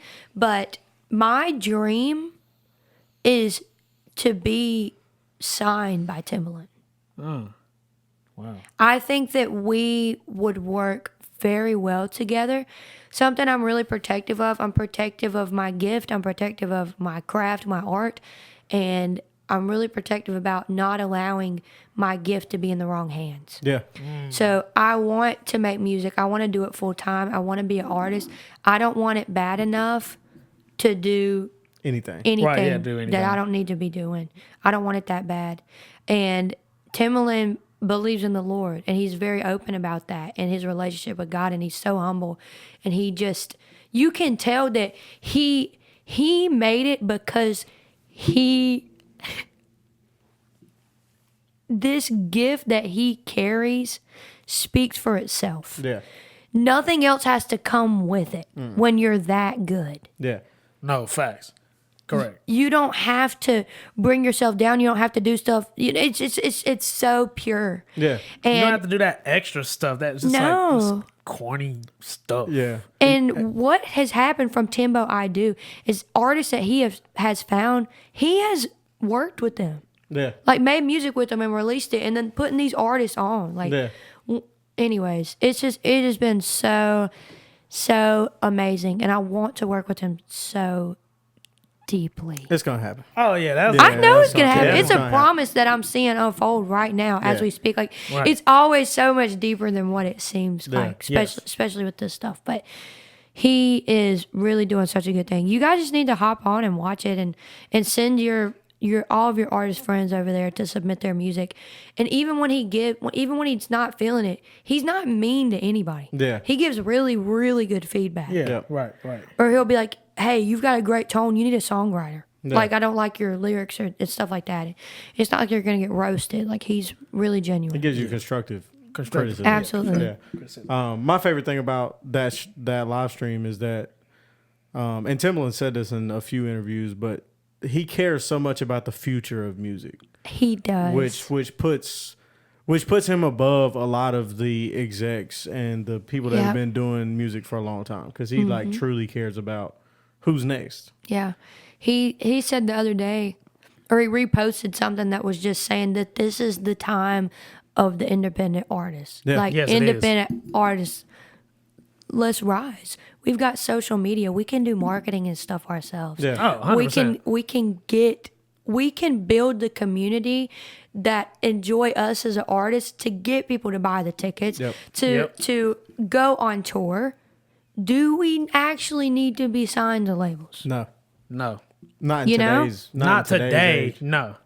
Not today. I mean, we've seen it too many times. Artists be successful without needing anything from anybody. Yeah, it's there's artists out now who's never you even just- touched a label. You just They do Yeah. everything. you build your own team. You Yep. do your own marketing. You make good. The base of it is making good music. As long Yeah. as the music's Absolutely. good, you have a shot. Correct. And if you ask me, there's as an artist, there's a lot of things that, of course, that I struggle with when it comes to being insecure or I don't think I'm great at this, and then I worry about this and this and this. One thing I've gained this year, I love my music, and I stand That's on that. a good Yeah. thing. Like I don't release music that I would not listen to myself. Yeah. I love my music. I think I make great music. You do. I can sell it to you because Yeah. I love it. It's different. I don't think, and obviously I can't say this because it's me, but I don't listen to my music or my voice and immediately think of another artist. Right. I don't listen. We just did what have we been listening to? To be honest with you guys, I don't listen to music all the time. Yeah. I don't. I I hear that a sit lot. in silence a lot. Same. Yeah. And I think it allows me to be even more creative and, Yep. and be even more organic. But you have to, end of the day, it doesn't matter what the marketing is, you have to make good music. Yes. Yeah. Your music it's going to be harder for your music to be trash, but you'd have really good marketing to build it up to where you're popping. Right. There's another artist that I watch on TikTok. He goes, or a producer. He goes, Danny. His name is Leffy, but he's worked with like Steven Sanchez. He's worked with pretty big artists, and you can picture a song on his live. He's cutthroat about his score. Yeah. He says 10 is the best song he's ever heard. Yeah. So you're never gonna get a 10. He gave me like a 7, and I was lit. Yeah. when he played Yeah. my I song. mean, yeah. But something he always says is he's like, "Hey guys, so you can't make bad music. Yeah. You just like bottom line, your music can't suck. Like it's gotta be good. Yeah. It's simple. Definitely. Then so make good music, make music. Figure out what your audience is, your target audience is, and then let's build the community. Then let's build the marketing. Post as much as you can. Yes. Yeah. But Yes. at the end of the day, the baseline is the music has to be good. Yes. The music has to be good.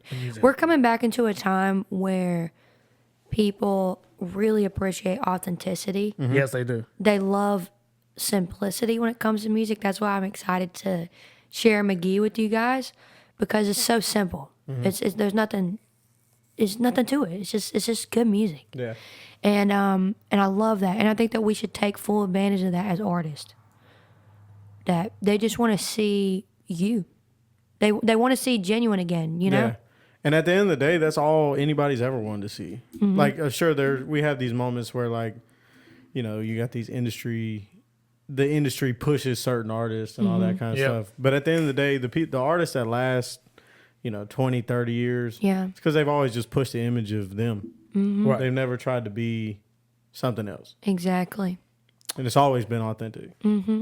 So for myself, you got a music video. You cracked over 1,000 streams. Congratulations on that. Thank you. We did quarter life. You did quarter life crisis. Like you said, the rollout was. It was terrible. I accidentally dropped it. Yeah. Oh, it was an accident? Yeah. Yeah. I uploaded it and I guess I didn't pick a date. And I woke up one you just morning dropped and it like 2 or 3 days and later? I think Zebo texted me. He's like, "Hey, that song's out." Yeah. And I don't think maybe you didn't tell. Did I know when you text me? So Did you inform me? Okay, so I'm mad at myself. I'm so embarrassed about this, y'all. From Please, what I please remember, forgive me. On Spotify, it just said new release from Kendall Cudd. So I just noticed because it was the cover art. I shot it, and I noticed I was like, so I clicked it. And it was a song. So I'm like, wait, what? We didn't.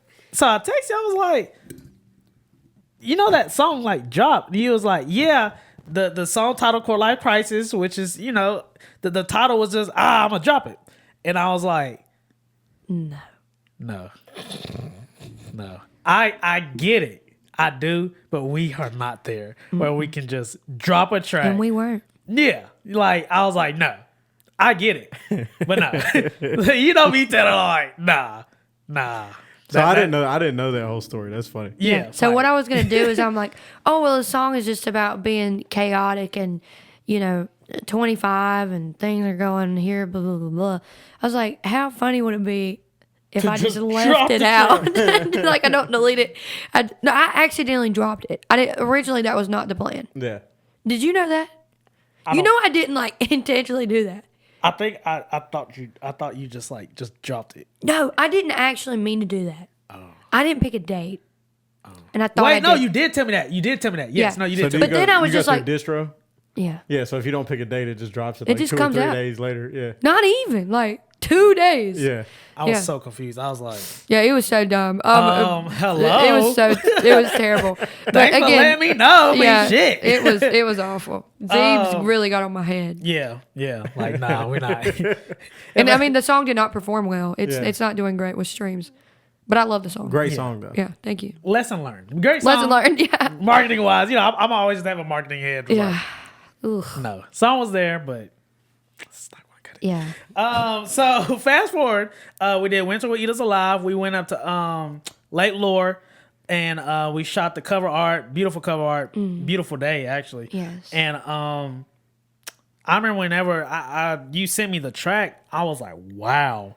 Like, this is crazy. Yeah. You told me, you was like, you're gonna love this track. Like, you're gonna love it. And I just remember listening to it. I know it took me a couple of days to listen to it. I was just so busy, but I finally got to listen to it one night, and I was like, yo. Yeah. Like, this sounds crazy.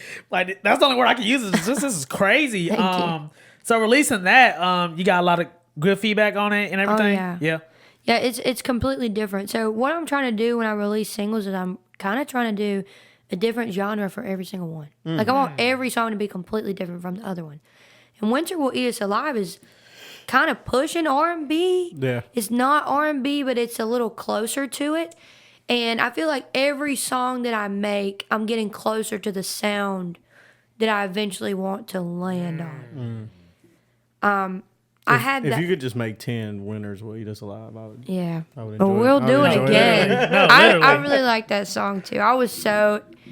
And the cool thing about my producers, when we make stuff, like in the day, my favorite day is day one when we're just building it, instruments. I just do a scratch vocal and then we don't touch vocals again that day. Just watching how much fun he has making it. And every single song that we do, he's like, this is my favorite one. This is my favorite one that I've ever done. I love this. I love it. And he's just so into it. And then he'll just put random stuff on that didn't need to be there. And I was like, there has to be an organ on this track. Like, I need organ. So we put organ on it.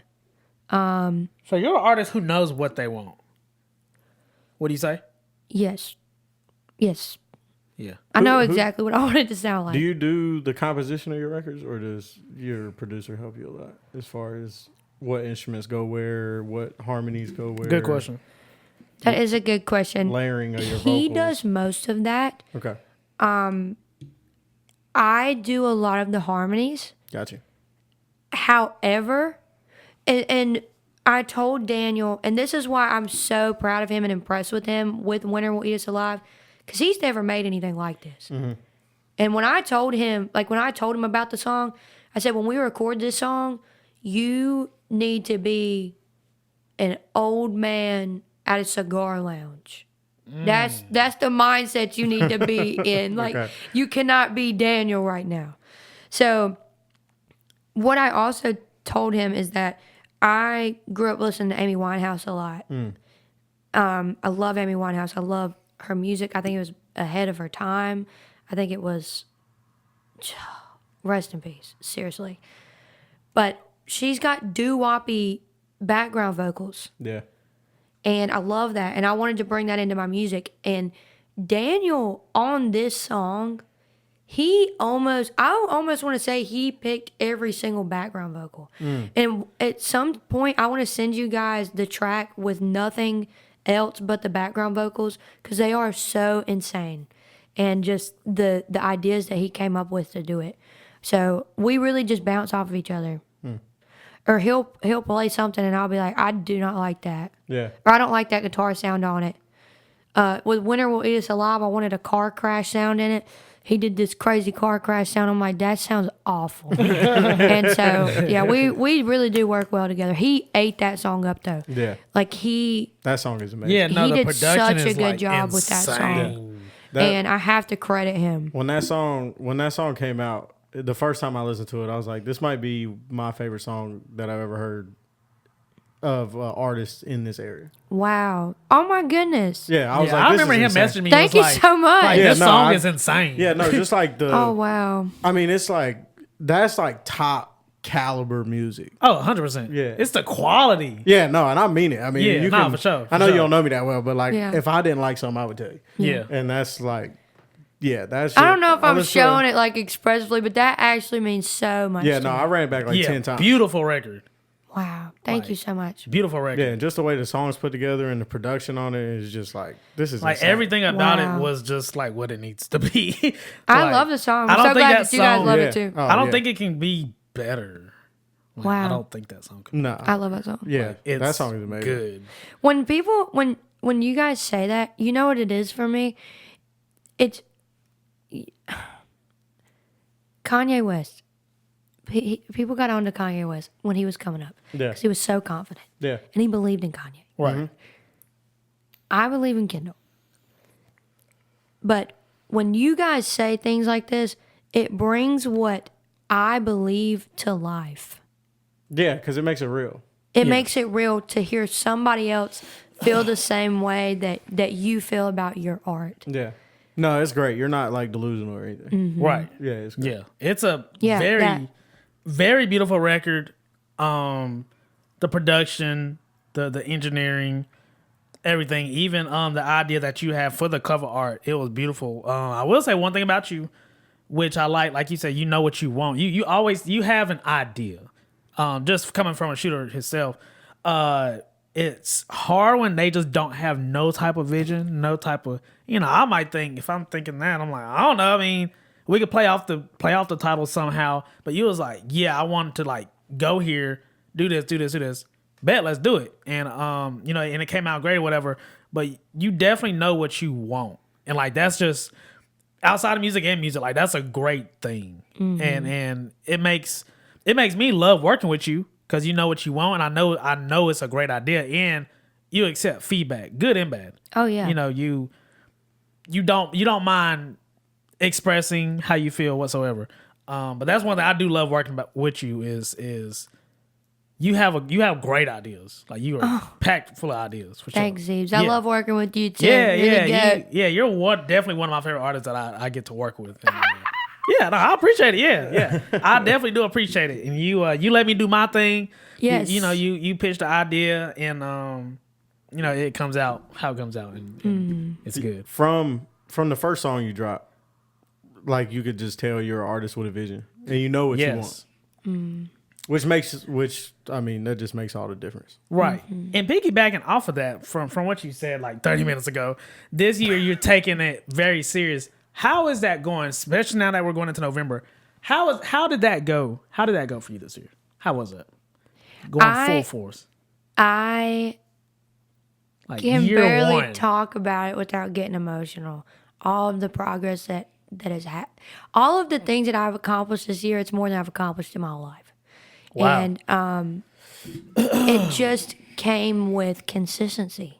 That's the only thing I changed. I try to preach that to a lot of artists. Yeah, It'll that's change the your life. only thing I changed. That's the cheat And code. It's the cheat code. And even when I was making videos and I didn't know what was hitting on what, I've been consistent. I've put 3 songs out this year. That's good for me. Oh yeah. I don't make unrealistic goals. Yeah. I don't even have goals when it comes to my streams, because this is my first year, so I'm just trying it, and I want to see what I can get, and then I'll set a goal for next year, where I want to be next year with my streams and stuff. But I don't get discouraged when people aren't posting my song, when they're not playing it. I just, it has been absolutely amazing. I'm watching my dreams that I had when I was a little kid unfold little by little.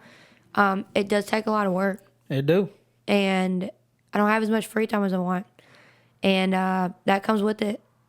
And you can enjoy it and you can have a good time while you're doing all of it, but it takes a lot of work. Yeah. It's so much more than what's really got me. And there's a Excuse me. everybody laugh, come on, cover it up. I follow a music marketer out of LA. I've been following, his name's Ruff. Is that the one you sent me? Yeah. Yes. Okay. Oh my gosh. His brand archetype, and I mean he's genius when it comes to stuff like that. Yeah, definitely. And he's just giving us free advice. So I've been following him for a while, and something that he always says that resonates with me anytime I want to complain, he talks about when artists complain about, oh, I wish I could just be an artist and not a content creator. And he says for us to be able to promote our music to anybody in the world for free, and you fix your mouth to complain about that, is insane to me. Yeah, That's fair. And then people try to say, well, the Beatles didn't have to do it. The Beatles, think about back in the 80s when they did not have social media, what they had. You couldn't survive as an independent artist back then. No, you had to be a They had, Yeah. Label we was a had requirement. so much more opportunity than we would have back in the day. And the music that did come about, it's amazing music, because think of all the things they had to go through to get it even playing on the radio or on a CD, like passing it out on the side of the road. or even make it. To even make it. Yeah, let's start there. I mean, they're recording on tape. Yeah. you know? Exactly. I can make a post on Instagram tomorrow and be like, hey, I need to record this next song with somebody, and people are going to hit me up and I'm going to go record it. Right. Yeah. Right. And so it's all about perception too. So Correct. instead of taking it on as like a burden to make content and to make videos and stuff like that on social media, because you're exactly right, I didn't intend to be a content creator. Yeah. But what's important, because I have a friend that does content creation full time. She has brand deals. She lives in Shelby. Right. She has brand deals from it. She, this is her life. Yeah. It's all about the community that you're building. You're building a community of people who are interested in who you are as a person. You have to be relatable. They have to like your music. And then what happens with this, they're going to pick up the phone to vote for you on a show. They're going to stop what they're doing to go listen to your music. They're going to buy tickets to see you in concert because you've built a community. Well, they become invested. Yes. They become invested. Yeah. So that's what I'm working on. So here's another piece of being consistent. Like I said, I've been making TikTok videos for a long time. I mean, just going with the flow. I'm not going by a board or anything I have to do. And last week at this time, I had 5,000 something followers on TikTok. Sick. Congrats. Thank you. I posted a video in the car after work covering a song saying, I have no business singing the song. And then I sang the song. This is Jill Scott. Yeah. This is the Jasmine Sullivan. Oh, yeah. So as of today, October 28th. October 28th. Well, 20. Yeah. Whatever. Oh, yeah, whatever. As of right now, that video has 335,000 views. It has 83,000 likes and over 2,000 comments. And I have 15K on TikTok. My other videos are doing well because of that video. Yep. The video that took off is me sitting in the car. I go on Apple Music. You know the feature on Apple. Do you guys have Apple Music? That's Papa. I have both. Oh, I use them both. fancy. But I'm on the family plan on Apple. I'm not paying for but Apple Music, there's a microphone. It's called like karaoke mode, and you can turn down the vocal of the artist. Oh, that's tight. And it's just the instrumental in the back. I do that, and then I sing the song, and I post the video. And that's what's working for me right now. And I'm singing R&B music. Yeah, that's how I feel. Yeah, yo, gunshots. I mean, Yeah. that's so like crazy. I had no idea about that. Yep. And then I've got videos where I'm in Nashville and I'm doing like a vlog of my trip to Nashville, and those take me like 3 hours to edit and stuff, and so something that minor for me to do that's doing well is amazing. Yeah. I actually meant to ask this earlier about TikTok. Let's just talk about TikTok. I am TikTok's biggest fan. I love TikTok. If they ever took it away, I would be destroyed. I also really love TikTok. I actually don't be on TikTok. I know. It's And that's okay. I know. It's, Wah, wah, wah. no, I need to. Yes. I need to. I don't have an excuse for you. I need to. There is no better algorithm than TikTok. Oh, and you find such good music on TikTok. I can't seem to understand Instagram's algorithm. I don't get it anymore. When Now Instagram I switched don't. from being pictures and flexing Yeah. to like reels and stuff, it's so difficult because No, what I works can for agree. me on TikTok does not work for me on Instagram. So I hear that I a really lot. have to do different content. I'm gonna tell you why I love TikTok so much. If you could have 3 followers on TikTok, if you post a video and people are interested in it and they start liking it and commenting, it's going to start showing up on other people's For You page. Yep. Just naturally, organically. Right. That's how that video popped. I didn't promote it. And then I can't explain the algorithm, but it's got to be the best algorithm out of any platform. Especially for like promotion of Yes. underground artists. Absolutely. Yeah, more artists have gained a fan base on TikTok and built a following off TikTok than any other social media platform. Yeah. And you are sleeping. I am asleep. So I've been meeting with my friend that does full-time content, and we're talking about the rollout of my next song, because my next song is my best song. Amen. Okay. I'll play it for you when we get off. Okay. Amen. I love it. Yes. I listen to this song and I just start laughing because I'm like, I cannot believe I made this. This is crazy. So anyways, but the marketing behind it has to be right, because Yes. I don't want to bomb, because it's such a good song. Yeah. And I don't want to not have the correct marketing for the rollout. So we're talking about creating a trend with the sound. And that's how you get people to jump on. That's how a lot of independent artists have got their songs blown up as well, is there'll be like a trend, like a dance or something with the song in the background. So then they'll go click the song and do the same thing. Yeah. And then it's just a ripple effect after that. So Benson Boone, I don't know if you guys have heard of him, pretty big pop artist. These beautiful things that I've done. Are you serious? We need to stretch your palate. We may need to. What do you think? I'm down. Yeah, I'm always down for that. Really big pop artist right now. It's probably on top 100. But his core promo was through TikTok. He would film it with his phone and then do a flip and knock the camera over, and then it would be real camera film, like from the music video. It was genius. It's so smart. Nice. I like that. I love TikTok. I love it. Wow. Yeah. You need I to can't have- believe after all these years you still don't have a TikTok. I can't either. And It's you're, like- you're one to ridiculous. talk about bad marketing. And No, you're not you're- even on TikTok. No, you're right. You're right. Yeah, you Like, hypocrite. yeah, you're right. I don't even have an excuse. Like, Yeah. I have the app.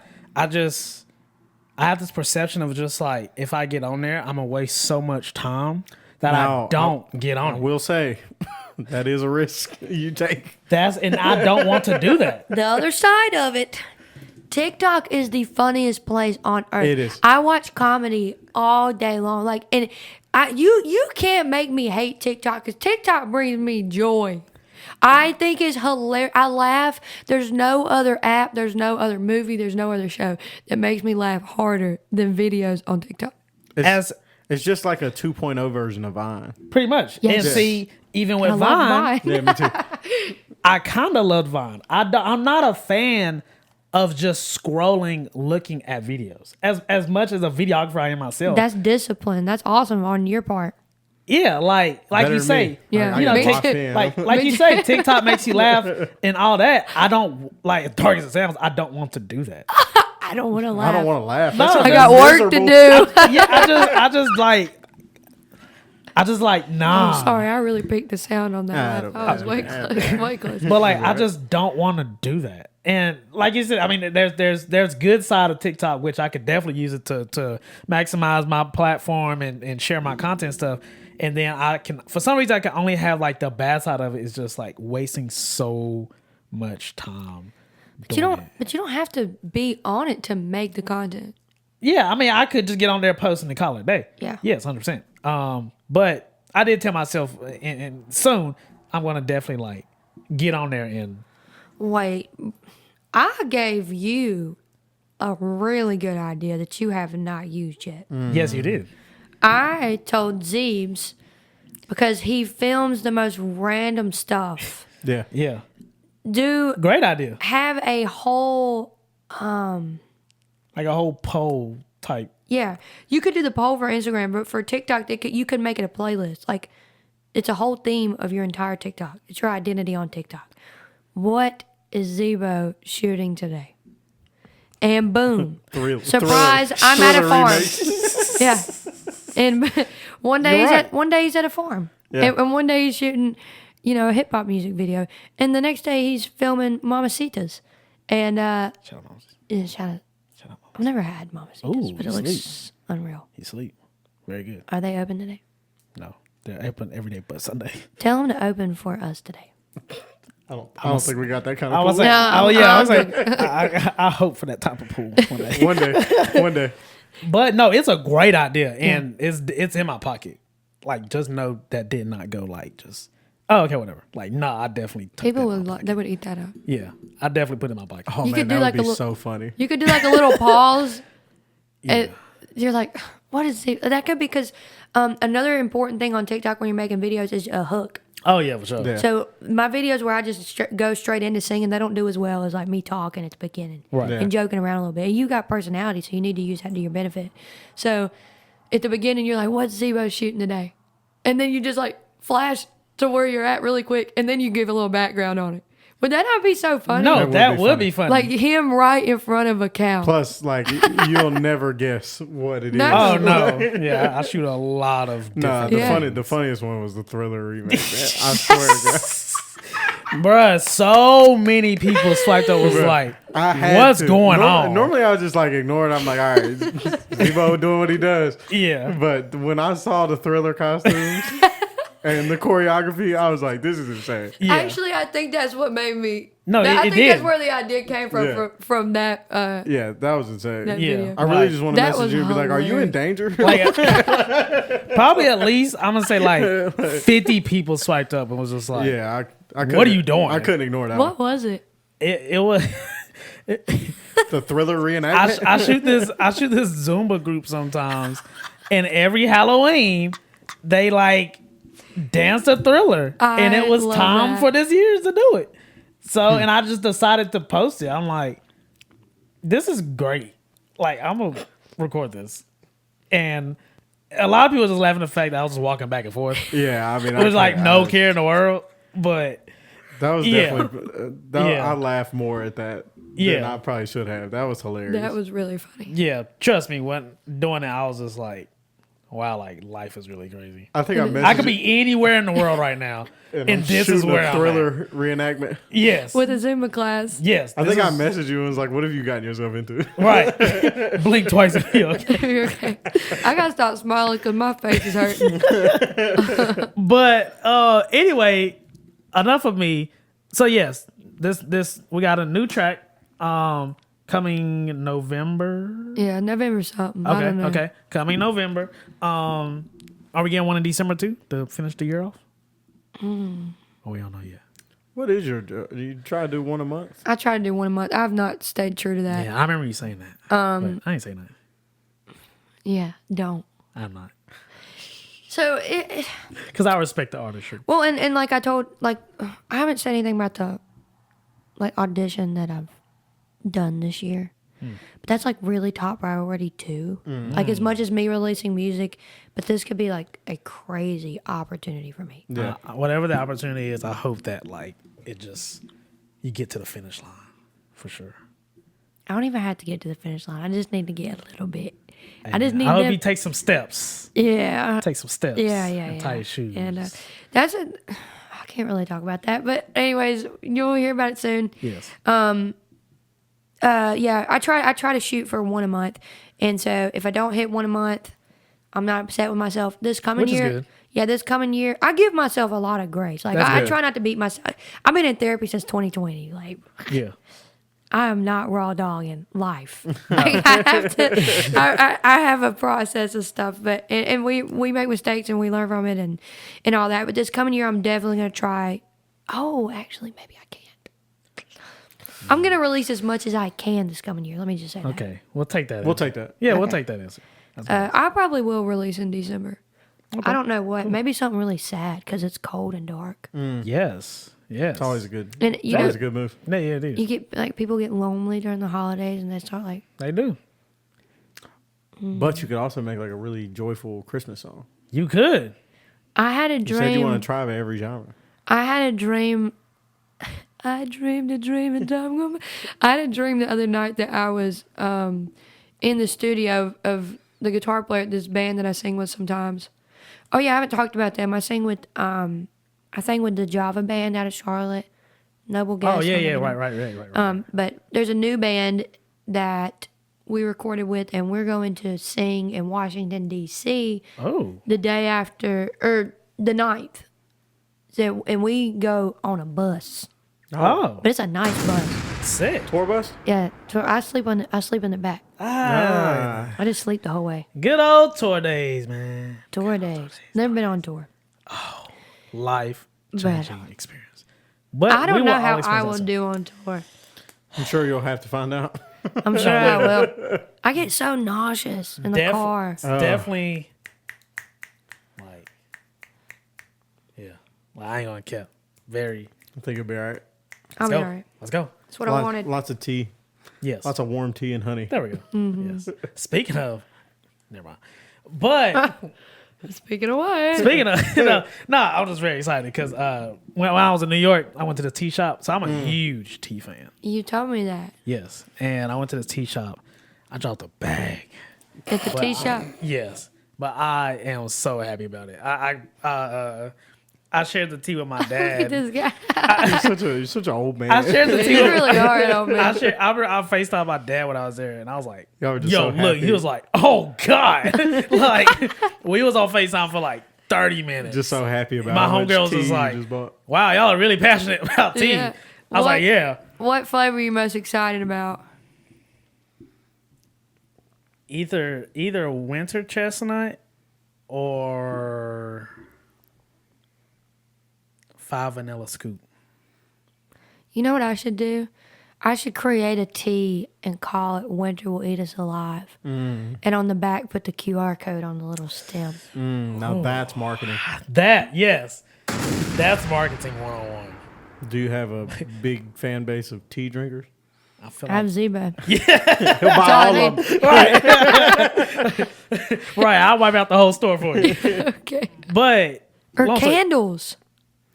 Candles would be cool. candles could work. Sorry, that was just an idea. No, that popped up. We got it on camera. yeah, I mean, hey, Christmas is coming up. No other perfect time.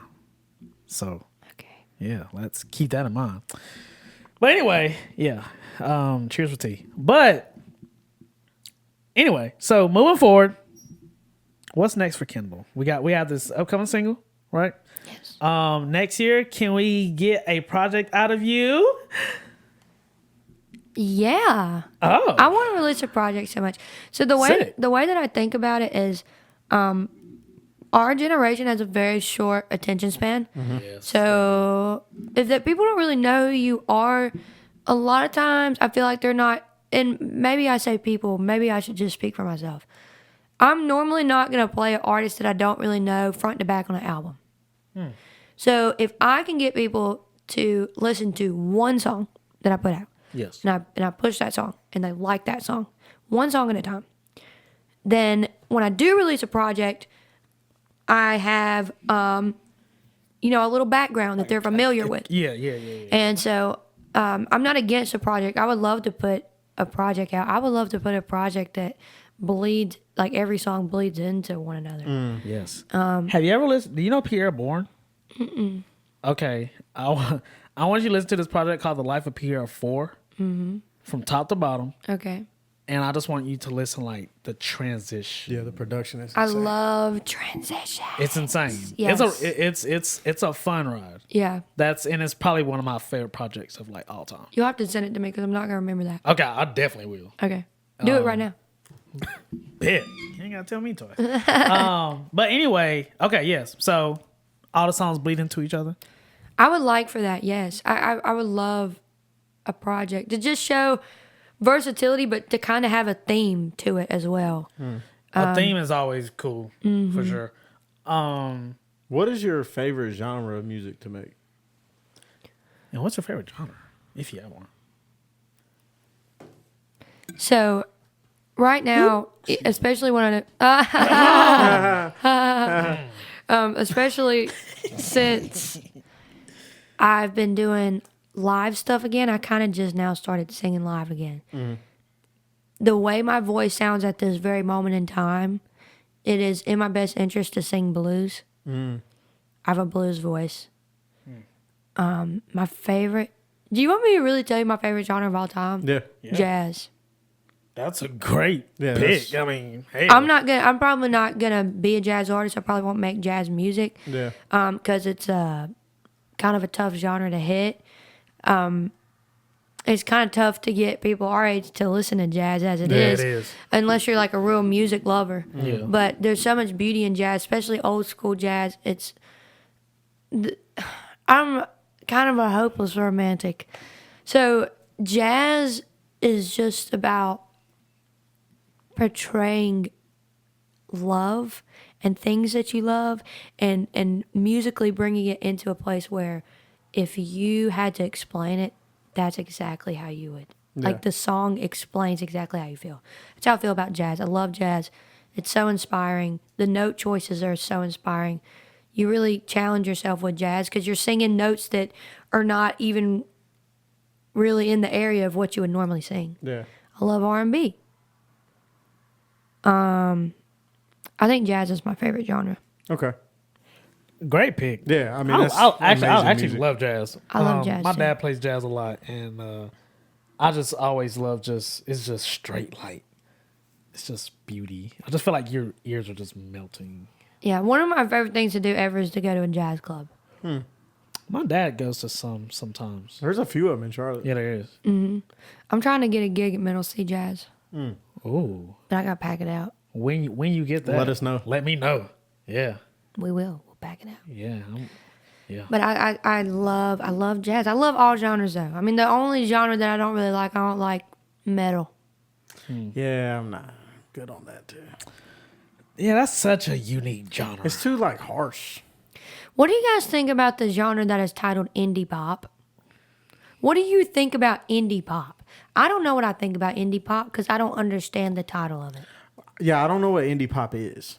What makes something indie pop? I've met so What many makes it- artists introduce themselves as they're into indie pop, and then they just Yeah, it's just pop music. Just look at that as like an independent pop artist. Yeah, I was gonna say, is that just that's oh what I wait, is would've- that what it means? Probably. It got to. I would assume so. Like, I guess it's like indie hip hop. Like you're an independent hip hop. Yeah, I don't know. I'm so embarrassed Yeah, right I'm now. gonna I go had with no Tanner idea said. that's what that meant. I don't know if that's what I that don't means. know. That sounds correct. It makes sense. Yeah, but why would they call it a whole different genre? Indie pop. Because if Yeah. you go on like Apple Music and you search by genre, they I feel like that Indie pop. downplays pop. What makes it indie pop? Oh. Is I it would like- rather say yes. I'm a pop artist. I'm an indie pop artist. Is that it just like makes a it smaller, sound very smaller smaller. budget pop music? That's what it sounds literally like. what comes to mind when Yeah. people introduce themselves. I wouldn't want the word oh, so indie. you made this with $30. Yeah.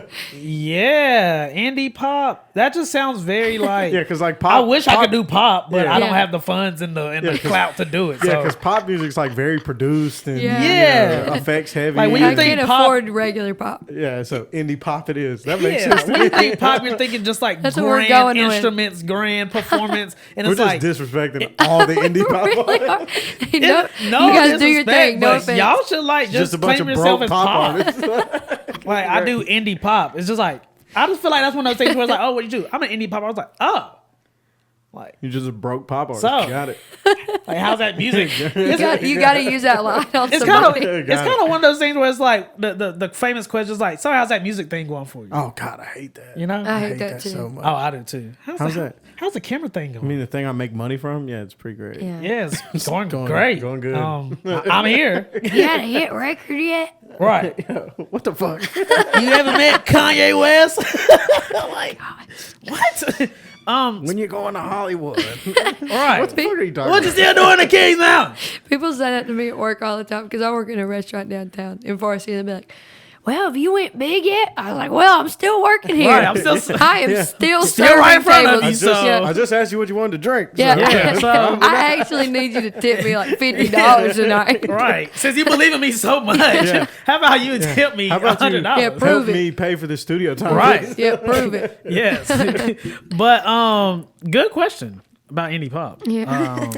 Yeah, I have no idea. Broke pop artist is what I'm going with. That's what it is now. I'm gonna go with that. Like, it just sounds so little bro. Like, Yeah. yeah, he do pop. Well, I do indie pop. It's just like, oh, Okay. Or is it like, I don't know, is it supposed to be like alternative pop music? I just don't know. Are you looking it up? I don't even know what alternative pop music would be.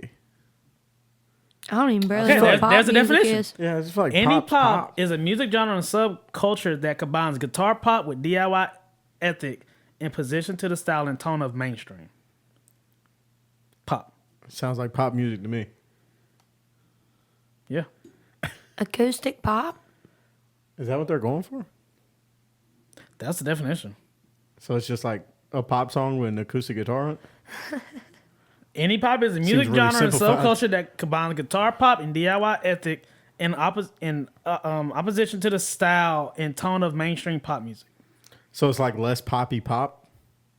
Pretty much. The definition of indie pop has I don't know what that's. Can you just like look up like top indie pop artists? I need Yeah. like a reference. That's what I was Top about to do. indie pop artists. Okay, here we go. Death Cab for Cutie. I know them. Oh, okay. Do they give indie pop vibes? No. Hold on. Maggie Rogers, Oh, you guys know Maggie That Rogers. makes sense. Maggie Rogers. Bleachers, Clario, Vampire Weekend. Oh, Arctic Okay. Monkeys. Okay, I got an idea of what indie pop is. Okay. So it's not let's hear it. broke pop or No, it's not broke pop artists. We're sorry. Anybody watching this? Billie sorry. Eilish is on this list. You know who Maggie Rogers is? Yes. That video with Pharrell. Pharrell and all that stuff? Yeah. Yeah. Billie Eilish is on this list. Okay. Billie Eilish is indie pop? Here's other subgenres: dark pop, corporate pop, electro pop. What is corporate pop? I don't know. Emo pop, experimental pop, Emo goth pop. pop, indie pop, teen pop, alt pop, and pop rock. Oh my gosh. What is Okay. corporate pop? What is pop? corporate? I'm overwhelmed. I'm underground pop. Well, I'm corporate pop. Like, oh man, you got the upper hand. We can't do this together. I guess. Right. Well, sorry, you're underground But at pop. the end of the day, Ew. it's just all pop music, right? Yeah. I guess it's just like with rap. I mean, I guess like lyrical trap. Yeah, I mean, it's just Like subgenres. emo, But like rap. at the end of the day, it's pop music. Like Billie Eilish makes pop music. I just want an indie pop. I'll just go with pop. Yeah. Like, I'm a pop artist. I'm an indie pop artist. Yeah. Yeah. Anyway, to wrap this up, Kendall, is there anything that I did not ask you or talk about with you that you would like to share or talk about? I don't know. I don't really think so. I think we had a really good talk, but yeah. If you're listening, if you're watching this, you should bet on me. I got my money on you. Yeah, I For really sure. do. I really do feel that. I don't know what direction this is gonna go. When I close my eyes, I can't see like the 5 year where I'm gonna be, but I know it's gonna work. You know my thing about that is That's all that matters. I feel like you're not supposed to see that. Like the famous question, where do you want to be in 5 years? I have no idea. I don't know where I want to be tomorrow. Yeah, I would love to be in LA tomorrow. No, but I would love to be on a tour bus. Plus, like the 5-year plan or whatever, none of that is gonna go the way you planned it. Yeah, It don't. It's like that's not Never. yours to determine. exactly. Because I didn't expect to be where I am. Right. If I would have asked myself 5 years, before, is just everything. Life, love, family, friends, all that. Would I be here right now? Like, You think we'd have been doing a podcast 5 years ago? no. Yeah. Yeah, I mean, like, no, it's always been an idea, but Yeah. I never thought we would, like, execute it correctly. Yeah. So, no. Yeah. But, Well, and I feel like people. Okay, this is what I'm getting at. I'm 25. I'll be 26 in March. Sometimes I think I wish I would have started this and taken it seriously when I was younger. don't y'all? However, I now at this age, at my big age, is what I like to say, I know who I am. Yeah. I'm gonna give you who I am. I have no desire to change that. I don't try to cover up my country accent when I'm talking to certain people. I'm not trying to be something that I'm not right now. And if you would have caught me 2 years ago, I feel like I would have been. Yeah. Because I wouldn't have known what I wanted to be, what kind of music I wanted to make. Now I have more of an idea, and I have a raspy voice, so I use my raspy voice to my advantage when it comes to making music. So I feel like when you are an artist, what is the one thing that is going to set you apart? And then you find that and you take it and you run with it. Yep. For Myself is doing well because I used my raspy voice in that song. And yes, there's other things to it, but I'm just really grateful for everything that has happened this year. It's so exciting to think that not even a year has gone by of me being consistent, and this is all the fruit that I've seen out of it already. Yes. So it's just so exciting. We got 2 fans here. Oh, yeah. Like, when you hit I'm me... fans of you guys. when you hit me to shoot for you for myself, because I've been wanting you to go full force for a long time, like for a long time. I'm like, dang, Kendall needs like, I don't know what inspiration or push she needs, but I would love to see it happen. And now we're seeing that happen, and I would definitely say like, just to play the compare game to other artists, like you're a lot farther than a lot of artists who've been recording music for 5+ years. Yeah. You know, and one thing I do adore about you is you take your time. You're not rushing to get songs out. You're not rushing to do content. You're not rushing. Oh, I only got 500 streams on this. Like, oh God, and now I'm rethinking my entire life. You know, Definitely not but no, me. for real. I mean, and it can be discouraging. I mean, I get it, Yeah. but like you take your time. You know how dedicated you got to be to go to Tennessee. Like, Oh yeah, just it's to a drive, boy. Yeah. Woo. just to do that, like that's a lot of dedication. Not a lot. You tell somebody that like, I ain't going over here to Tennessee when I can go to Charlotte or I can go to wherever. Right. But just stand on the outside looking in, seeing you go full force with it. Doing rollouts, getting everything done, seeing you just support others, seeing you across all the social media, seeing your name. It's like yes, this is what I wanted from you. Yes. Please keep going. Go. Go. I'm here. I'm running with you. Like, keep going. Oh. Yeah, please don't stop. One thing, and I always talk about this almost every interview, one thing I hate to see is an artist who has a great voice, a great drive, the whole 9 yards. And they just with this music thing, again, I get it. It can be very discouraging. Same with camera work. It's very discouraging. I go periods of times without no clients. I'm not making no money. But I hate seeing someone who just throw away their talent. They're just, I'm kind of good on it. Not saying nothing's wrong with the wife and kids. I go to wife and kids. I get the full-time job. I'm chilling. It's like, dude, Waste imagine. of talent's the worst thing on the planet. Imagine if you would have went full force just for 2 years. Just imagine if I'm talking the full package. A lot of that's got to do with believing in yourself. So That too. and Kendall definitely. Oh yeah, you just like believe in you yourself. just sat here and said, "Bet on me."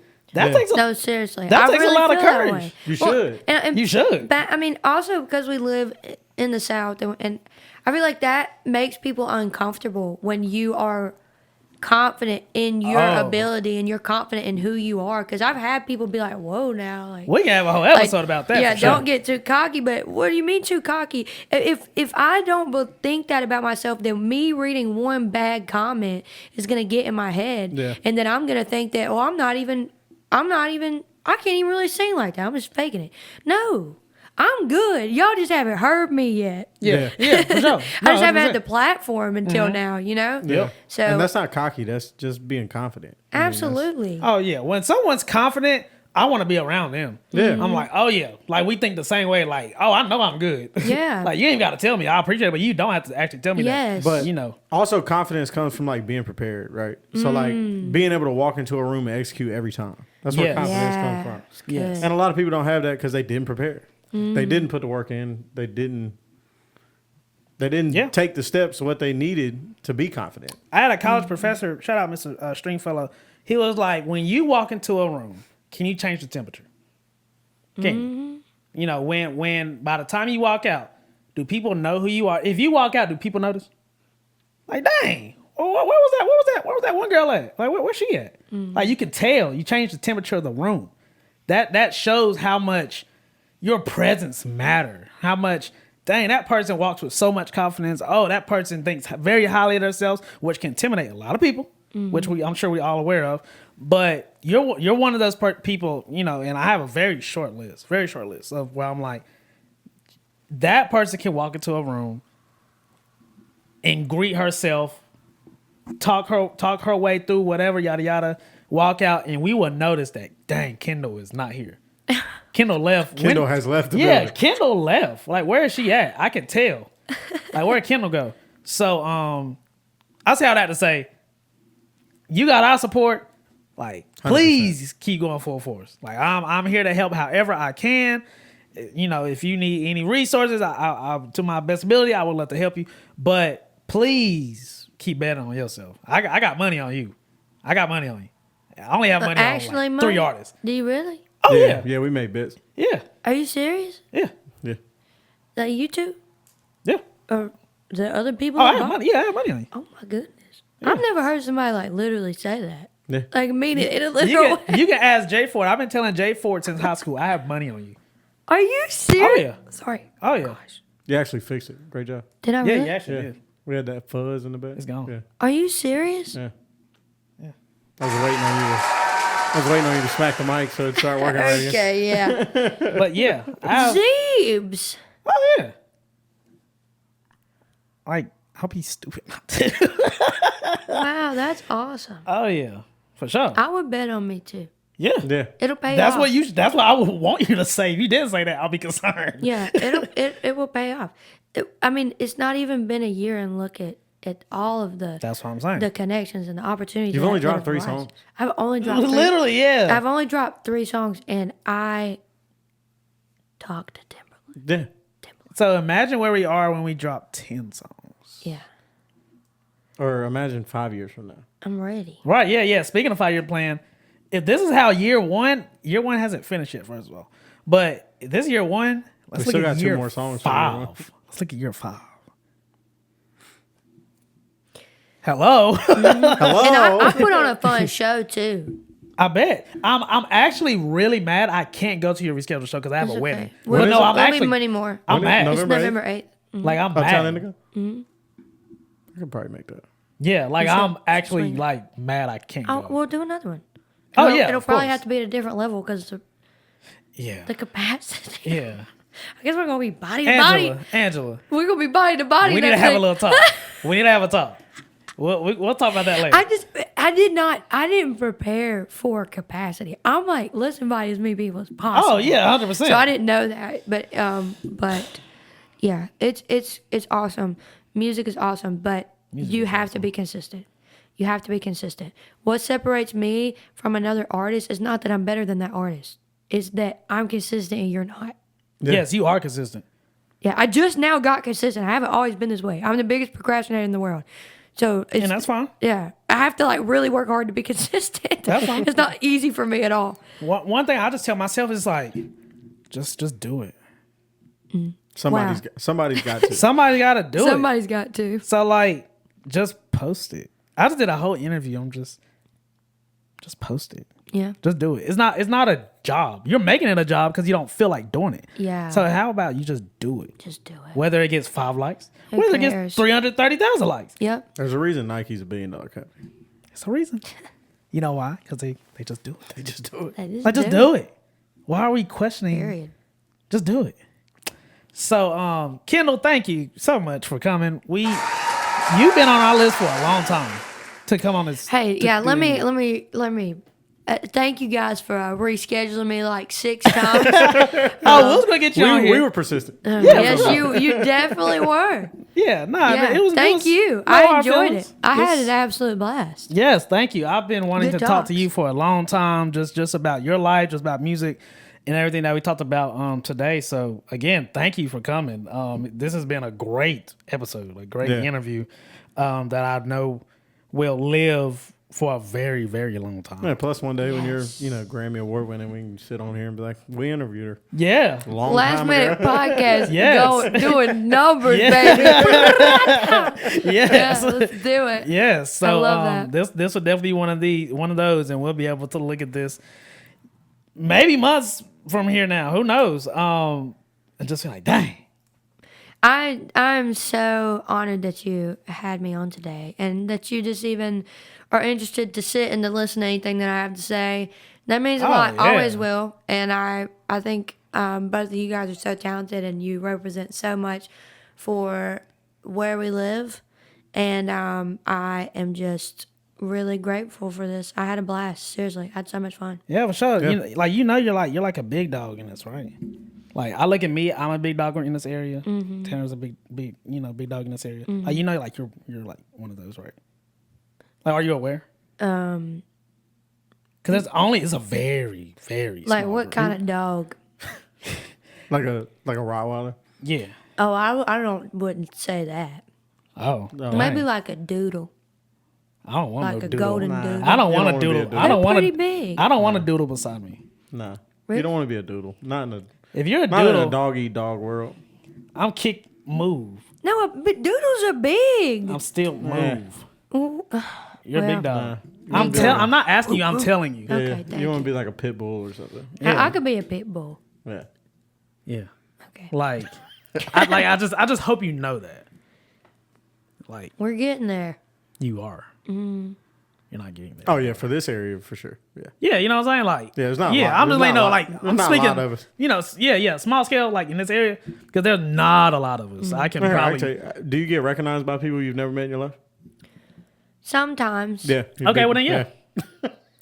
You don't have to say hell yeah. Welcome to the club. Welcome to the club. You know what I'm saying? Yeah, I mean, I say that. I you say made that, it. I say that in a humble. I say that in a humble way, but in this area, as we all know, like, I mean, this is small town. You know, not much is going on.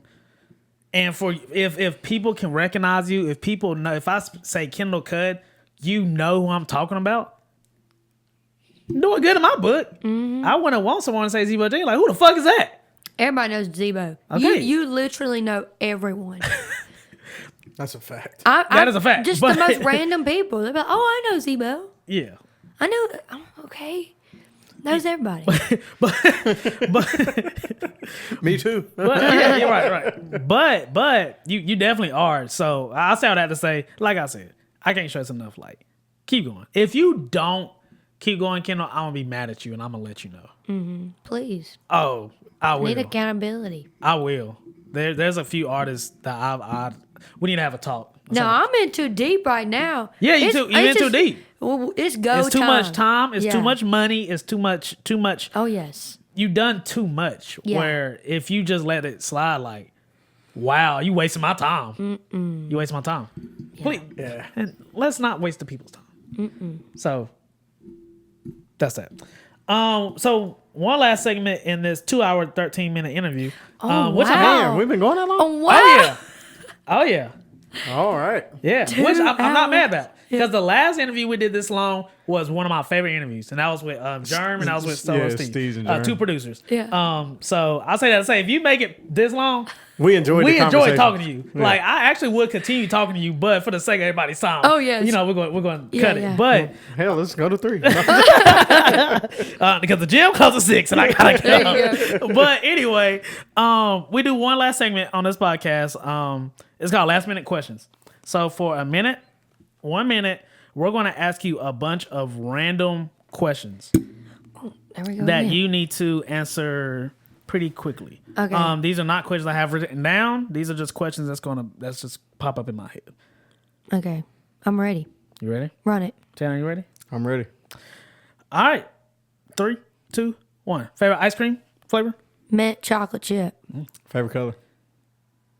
I don't really have one. Probably beige. What's your favorite car? My Hyundai that I drive right now is paid off. Ooh, that's a flex. Can't beat a paid No, off you car. can't. Especially Hyundai. Favorite dog? My Boston Terrier, Pearl. Dream collab? Justin Timberlake. Ooh. Dream place to live? Probably Nashville. What's a song that you loved as a kid? Or teenager? As by Stevie Wonder. Nice. Favorite artist right now? McGee. What's your cookout order? Like a cookout tray. I get chicken quesadilla tray with chicken ranch wrap and Cajun fries with a cherry wine. But I don't eat like that right now anymore. That's junk. Yeah, that is junk. One more question for me and Tanner. I'll go with the classic. What's your Bojangles order? Even though you're not eating like that right now. But I would slip up for Bojangles. I do y'all are gonna roast me, but I don't do think just the regular chicken tenders. The other ones are too hot. Am I getting roasted? Yeah. That's Okay. interesting. That's okay. And I get dirty rice. Home style? I do. I get home style, and I don't care what you say. Cause guess what? Cause You heard it, Tanner. Hey. You heard it. I don't want acid reflux. You None of heard that. No. Okay. I Yeah, respect it. I'm not gonna be Home style. fluxed up for Bojangles. No. Now that's great. Home style is crazy. That's great. Home style. No shame. That's great. What's one of your favorite things about yourself? I really care about other people. It's a good quality. to Like, have. sometimes too much. Okay. I care a lot. I care about a lot of people more than they care about themselves. Yeah, That's a I feel mistake. That is a mistake. That can put you in bad situations. Yes, it can. And I never shy away from a room or a person or a conversation. I don't get intimidated by talking. I just release myself. Good. Just one more question. What animal are you terrified of? I'll take a snake over a rat. Like something about rats and how fast they move. Oh yeah. And like feel how that. they will actually disrespect you, like they'll run over your feet and stuff. I just like felt that. I can't. And that tail, and I just hate them. And if it came between like me and a rat, and I had to kill it, I don't know if I could kill it. I don't know. I'd have to call somebody. I can tell you're really terrified because that's just. I hate them. You really it's not. admit that. It's not like fear. It's like I hate them. Like I hate you, rats. Did you see any while you was in New York? No. That's good. I did tell a homeless person no, for the first time ever. For the first time ever? Yeah. You can't help all the homeless people in New York. You go Yeah, broke. but this one, Oh. but this person got up in my face and it made me mad. Oh. I was ordering a pizza, and he got up in my face. He said, "Will you get me a slice?" I said, "No." He said, "I'm hungry." I said, "I am too." Lord forgive me. I know it's fair terrible. answer. I mean, It's I terrible. am too. He was capping though. He was fine. Yeah. Sorry. I'm sorry. Lord forgive That's me. funny. I'm sorry. I didn't feed him. No, them He was fine. It's hilarious. That right. He was good. I can just picture that. I'm hungry. I am too. Or else I wouldn't be in this line. I can just picture that entire scene. He's just right here. I mean, you're just like I can I feel am his too. breath on my Oh neck. yeah, nah, you too close. What? Back up. Back up, sir. If he would have asked in a nice, respectful way, it would have been different. But he like got up in my space, and I was by Once myself, and I was like, no, you don't deserve a pizza right now. right. Once again, zero hospitality in New York. right. Literally, I was walking through Times Square, and some of my homies from here, they were in town too, so I met up with them. I was just showing them around, and somebody like one of the people like took a picture of them, and they were just trying to sell the photo, and she was like, "No, thank you." And I was like, "You ain't gotta explain yourself. No, You can they're just used to this. ignore them. Yeah. Ignore them." And then one came up to me, and I was like, "Nah." And they was like, dang, Harry. Welcome to New York. I was like, just no. Yeah, they get Like, turned. get away from me. Yeah, they get turned down. 1,000 times a day. They're Yeah, not really like, that worried about it. You don't have to explain. They was like, well, the photo is really nice. I don't think I have enough cash. I was like, why are you explaining to this person? Yeah. Tell them, get out my face. Yeah. Was it their first actually, time in New York? Yes. Yeah. Yeah. So Actually, I just went bankrupt last week, so I can't. yeah, I was, they're like, hey, sorry. So the first time I went to That's New so York sassy. was like, Yeah, hey, just get out my Move. face. Like, move. Y'all want that steak and picture? Move. What? $20? Move. What's All I wrong did with was you? walk down the street. Right. Like, it looks it's beautiful. I'm like, no, it's not. The color is terrible. Like, this ain't a good picture. But yeah, them rats are crazy. One more thing. I was waiting for the subway to come. Whew, and I saw this rat at a distance, and he just seemed so angry. This rat just seemed very angry. Oh no! And I kept looking. I kept my eye on him. I'm just looking. Oh god! And he just kept getting I gotta closer. pick my feet up. Yo, he just kept getting closer and closer. And I was walking away, and he kept getting closer. So he picked the speed. Oh. I started lightly like running. I thought you was getting pressed. I was by like, a oh rat. god! Like he's looking at me, and like Not I you was having a stare down with a rat. I looked, and then like he just stopped moving. He was looking at me, and The I'm whole like, time it was Ratatouille. Yeah. yo, like I was like, oh no. If I get get touched by this, like, oh god, the end of the I don't know world. what's gonna happen to me. I might turn to something. Anyway, So you started lightly running, is what you said. yes, I was From a rat. starting Was like, he chasing you? well, he was chasing me for like maybe 3 seconds. So he thought about it. Oh, he definitely 100% thought about it. Like I felt threatened. Yeah. 100%. Then I turned around and he went missing. So I was like, oh God. And then the train finally came. Like I felt it was like You were getting on the subway? yeah, I was waiting for the Oh, so you subway. didn't have nowhere to go. No. Oh. Like, I went you'd from had to one fight. side- You'd have had to fight to the death. Like I went from one side to the other side and I was like, oh God, like Yeah, you'd have had to fight to the if death. I get touched by this rat, like I might have to strip my clothes off. Like I don't know. Okay, in the first middle all- of the street. First of all, Zebo, please don't ever be the naked guy in New York, right? There's Tanner. enough naked guys in New A York. New York subway rat. You don't take your clothes off. Matter of fact, that's probably more dangerous. I just don't know. Don't what expose yourself. I don't know what I would do in that moment. Actually, I don't know. I don't want to. You ever have to know. fight the rat. Like you don't have a choice. You have to You fight. gotta stomp on Yeah, it. you gotta fight the rat. Oh, all right. I don't know what's going to come out of that rat. Ooh, stop. Okay. gotta- Redirect. I can't. You know, Anyway, I'm you gotta outta fight for here. your life sometimes. Anyway, are all minds and hearts clear? Yeah, I think I'm good. Okay. Clear. Make sure you follow Kendall at All platforms is literally just Kendall Cudd. It's my government. How could you miss it? It's so easy. I think on Instagram it's Kendall.Cudd. But, so it's different. well, yeah, it's different. You but might miss it. Right, you but, might. but if you look up Kendall Cudd, it's still going to pop up. Okay. All my music is just under Kendall Cudd. I'm releasing a new single soon, and it is so awesome, and you're going to love it. Yes, it is. You sent it to me, and I finally got to listen to it. Oh, you listened? Yeah. Oh, you yeah. did Yeah, I listen did to listen to it. Ooh, Yeah. So I I wanna thought hear you it. didn't listen to No, it. you sent it, and But you didn't give me any feedback, so you must have hated it. No, I did it. I think honestly, I just didn't. Like I didn't get my cousin feedback for his play, and he was like, "So did he like the play?" I was like, "Oh God, yes." I meant to tell you that. Sorry, I just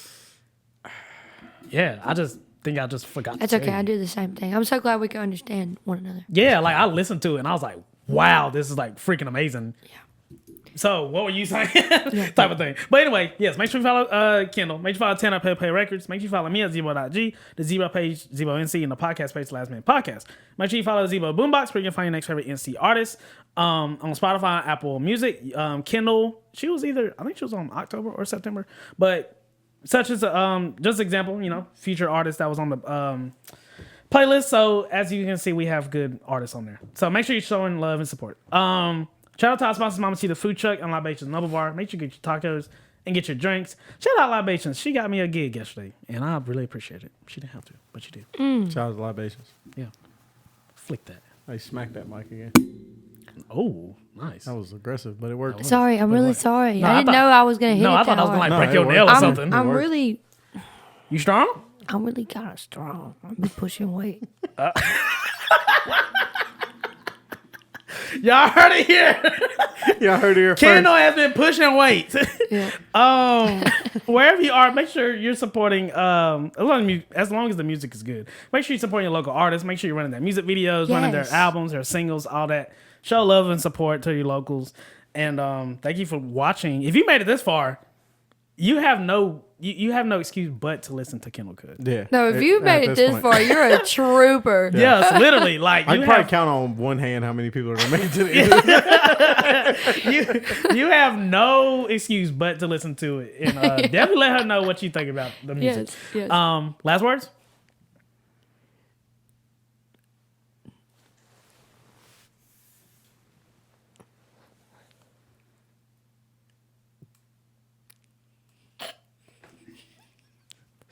Tanner?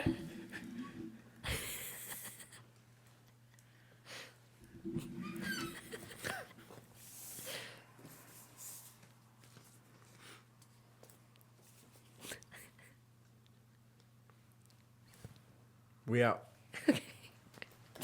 But just know, Zebo is where it's at. Oh, Zebo TV, North Carolina. Yeah.